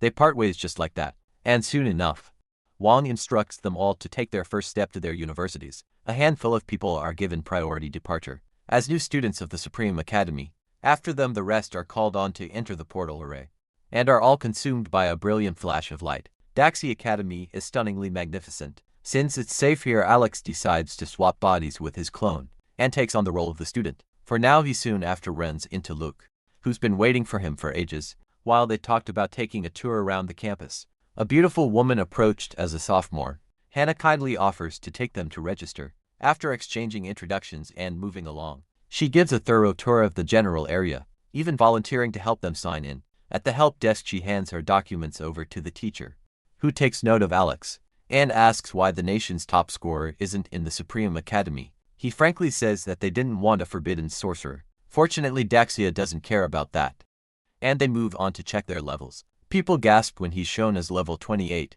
which is almost at the level of sophomores. In fact, Hannah was level 18 when she entered school. Little did they know that he's actually level 50. Still, the odd case makes it difficult for the teacher. Place him in an appropriate class. A peer notices and asks what was wrong. He isn't as surprised by the boy's level in class, and instead thinks about where to put him. Finally, he suggests Professor Shen, who hasn't had a student in 5 years. He's researching longevity art all the time, which is perfect for a forbidden sorcerer. That said, all his students have ended up either mentally unstable or disabled. Alex asks if the professor is weak. While he has strength, the issue is his eccentric logic and research. He once had a Black Knight student. He gave him a skill that doubled his combat power, but lost his head in return. Throughout the years, several similar incidents followed with all his students. To their surprise, Alex personally asks to be put in the strange man's class. They're doubtful but humor him as they can change it later. He even shares that he's an orphan, meaning no parents will come complaining with this. They part ways with Luke for now and head to Shen's lab with Hannah. She points to a building nearby saying she won't go in with him. The bodyguard clone is told to level up on his own, so the student is free to come to the door alone. He hasn't even entered but he already hears odd screaming from inside. Entering the lab, Alex introduces himself as the professor's new student. Shen is surprised, even asking if he's crazy to come there himself. On the contrary, he came there because of his reputation as a forbidden mage. He doesn't have many years to live, but his research on longevity might just save his life. The young man does his best to convince the professor to take him in. He slowly looks up and is surprised as Shin grabs him, saying he lost everything and was ridiculed for years. Now he's overjoyed to find someone who understands him. As soon as the student is accepted as an official mentee, the professor hands him a scroll of his latest invention, which grants immunity to all physical and magical attacks. No one wants it, since activation makes the user's body decompose into atoms. It doesn't hurt anyone and is purely defensive. It sounds ridiculous, but Alex praises the odd invention, prompting the professor to show him another scroll. It's a reverse engineering skill that's invaluable to him. It's like they found their kindred spirit in each other. Intrigued, he asks to study the true potential of all his other skills. Shen excitedly rummages through his decades-old boxes. One scroll rolls to the student's feet and he's surprised by what he sees. When he gives a brilliant suggestion, the innovator is amazed by his mind and decides that they are no longer student and master, but best friends. Alex spends a long time with him. Even when leaving, he thinks about studying more skills with Shin soon. A week later, it's time to enter the Crying Soul secret realm. The Dean of Daxia Academy appears. Everyone is then of Bing, who holds 16 different titles. He explains the prize of the assessment, which is 10,000 Academy credits. Such an amount can even get one legendary grade gear. After forming groups, they'll be accompanied by a sophomore for safety. Alex wonders if anyone would even want to group up with him. After all, no one would want a forbidden mage in their party. That is, except Luke. Of course, he pulls his master to his group, certain they'll take him, but Tia argues the moment he sees him and refuses such a member. Even if they're friends, they can't gamble their future for connections. They even compare a forbidden mage to useless trash. Alex stops him from persisting, understanding their qualms about it. As things died down, the sorcerer swiped a strand of their hair, intending to use it for a cursed spell. Luke remains loyal and leaves to join his master. He eventually gets dragged away before he could start a fight. Considering the academy's size, they hope to find 3 more people to invite. Tia walks away to look for more members, but he doesn't get far before he falls to the ground, while clutching his stomach. Some time passes and Luke walks back to his master with pride. He introduces their new members. Wen Yushu, Yu and Duen. They don't look like the strongest bunch, but it doesn't matter now that they're all there. It was finally time to head out. At the entrance of the portal, they see Hannah, who's surprised to see that he's unscathed. After a month with Shen not prying anymore, she introduces herself as their safety officer, who will help in case of danger. After confirming her instructions, they stepped into the gate together. The inside is bleak, and just finding their targets seemed to be a big challenge. Shuyu volunteers to lead the way since his defense is high. Later on, Luke groans, saying it felt like they were walking in circles all this time. Alex stops and shares that they might be trapped in an illusion. While it isn't explicit, it does explain them being lost for so long. Hannah is pleasantly surprised by the student's sharp senses. Duen says she figure out if they're trapped, and sends spore-like particles in the air. Them not showing signs of poisoning is big evidence that they really are trapped. Apparently, she made them take a toxin that paralyzes one's body for a few dozen seconds. The revelation infuriates Luke, who has to be dragged away. Hannah wonders how long it'll take them to break free. Suddenly, Alex wants to lead and asks everyone to close their eyes. After this, they'll trail behind him while he walks ahead on his own. However, this leaves them vulnerable to beast attacks. A large snake-like enemy appeared from the cave and hissed at them. The officer worries, as it might take them out of commission. Even with his eyes closed, Alex senses the beast and leapt up to dodge. He's found the culprit and now it was time to punish it hard. He punches the beast's cheek and sends him flying. Hannah couldn't believe it, as he didn't even use a spell. In the conference room, the dean is called on urgently. It's not an accident, but he's told to look at the screen. On the screen is the freshman who just one-shot a soul-devouring beast. Being asked to see his file and know who his mentor is, told that it's the one and only Shen, his expression turns into shock. Suddenly void of composure, he screams and confirms what he heard. The other students are in awe of what Alex just did. Inside the beast's body is their first soul crystal. Since the illusion is dispelled, Shiyu is asked to take the lead once more. They walked forward and soon encountered a slime monster. It launches an attack and lunges at them, so the tanker raises his shield to defend the slime. splatters to the back where the others are ready to fight, but it'd be best not to waste energy on them. A while later, Alex senses something fast approaching. He tells everyone to watch out and be cautious, as a soul-devouring beast has appeared again. It snaked around the area, and there seemed to be a person hiding by its head. Hannah worries since the beast is at least level 45. It'll be too much for freshmen, so she steps up to fight it alone. Aiming straight at the enemy, she shot green tendrils forward. But Luke suddenly appeared where the monster used to be. She's shocked more so when he tells her to stop her attack, just inches away from him. Her head is confused and she has no idea what happened. She might have fallen under an illusion as well. Similarly, the other members were having similar problems, and they won't get anywhere if they don't break the illusion. When the sophomore attacks her own leg, the illusion fades and she sees the beast right in front of her. Clasping her hands together, she summons the wood dragon, which is much bigger than the enemy. It roared as it opened its maw but crashed to the ground, unsuccessful as the demon scurried away in time. Unfortunately, a level 45 monster is too fast to catch. Pain breaks the illusion, so they decide to wound themselves and run at the same time. While they do this, Alex disappears from their sight and Luke only notices when they finish. She considers him her responsibility as the officer. However, no one can come help, as the gate is impossible to open until the time is up.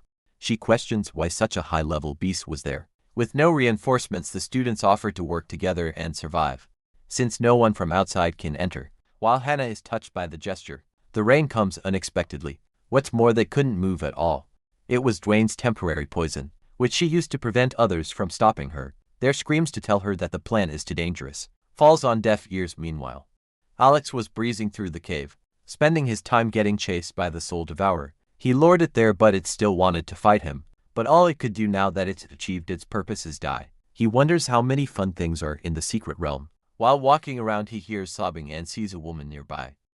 When she says her boyfriend broke up with her, he kindly offers to take the spot in her heart himself. She's delighted by his generosity and asks if he's really okay with it. His tone goes cold as he raises her body by the neck. It was a soul devourer disguised to fool and seduce him. He throws it at the wall and takes it out, but its small body isn't enough to fill up his devour skill. Before he could absorb it, a stern voice orders him to stop. Another group appears, saying they discovered the beast first and demand to have it back, but their logic of owning things they saw first was flawed. Despite Alex's provocation, a woman tries to reason with him, calmly saying they've been chasing the enemy this whole time. He argues that they failed to catch it, which is why it's in his hands now. Taking the crystal inside, he tells them to find another one instead. Tensions heighten as they get irked by his arrogance. One member tells them to be careful not to kill anyone, but they spread out and surround the young man regardless. Summoning their power, they threaten and force him to surrender the crystal. Alex is just surprised that this doesn't go against any rules. One of the students finally struck, ordering his large energy projection to swing its blade. It's powerful, but its blade is stopped midair by a couple of the target's fingers. They couldn't believe it still. Another group member ambushed from the side, wanting to attack together, while his arm is stopped by Alex's other hand. He doesn't mind, as he just wanted to give his comrades an opening to strike. The remaining caster shoots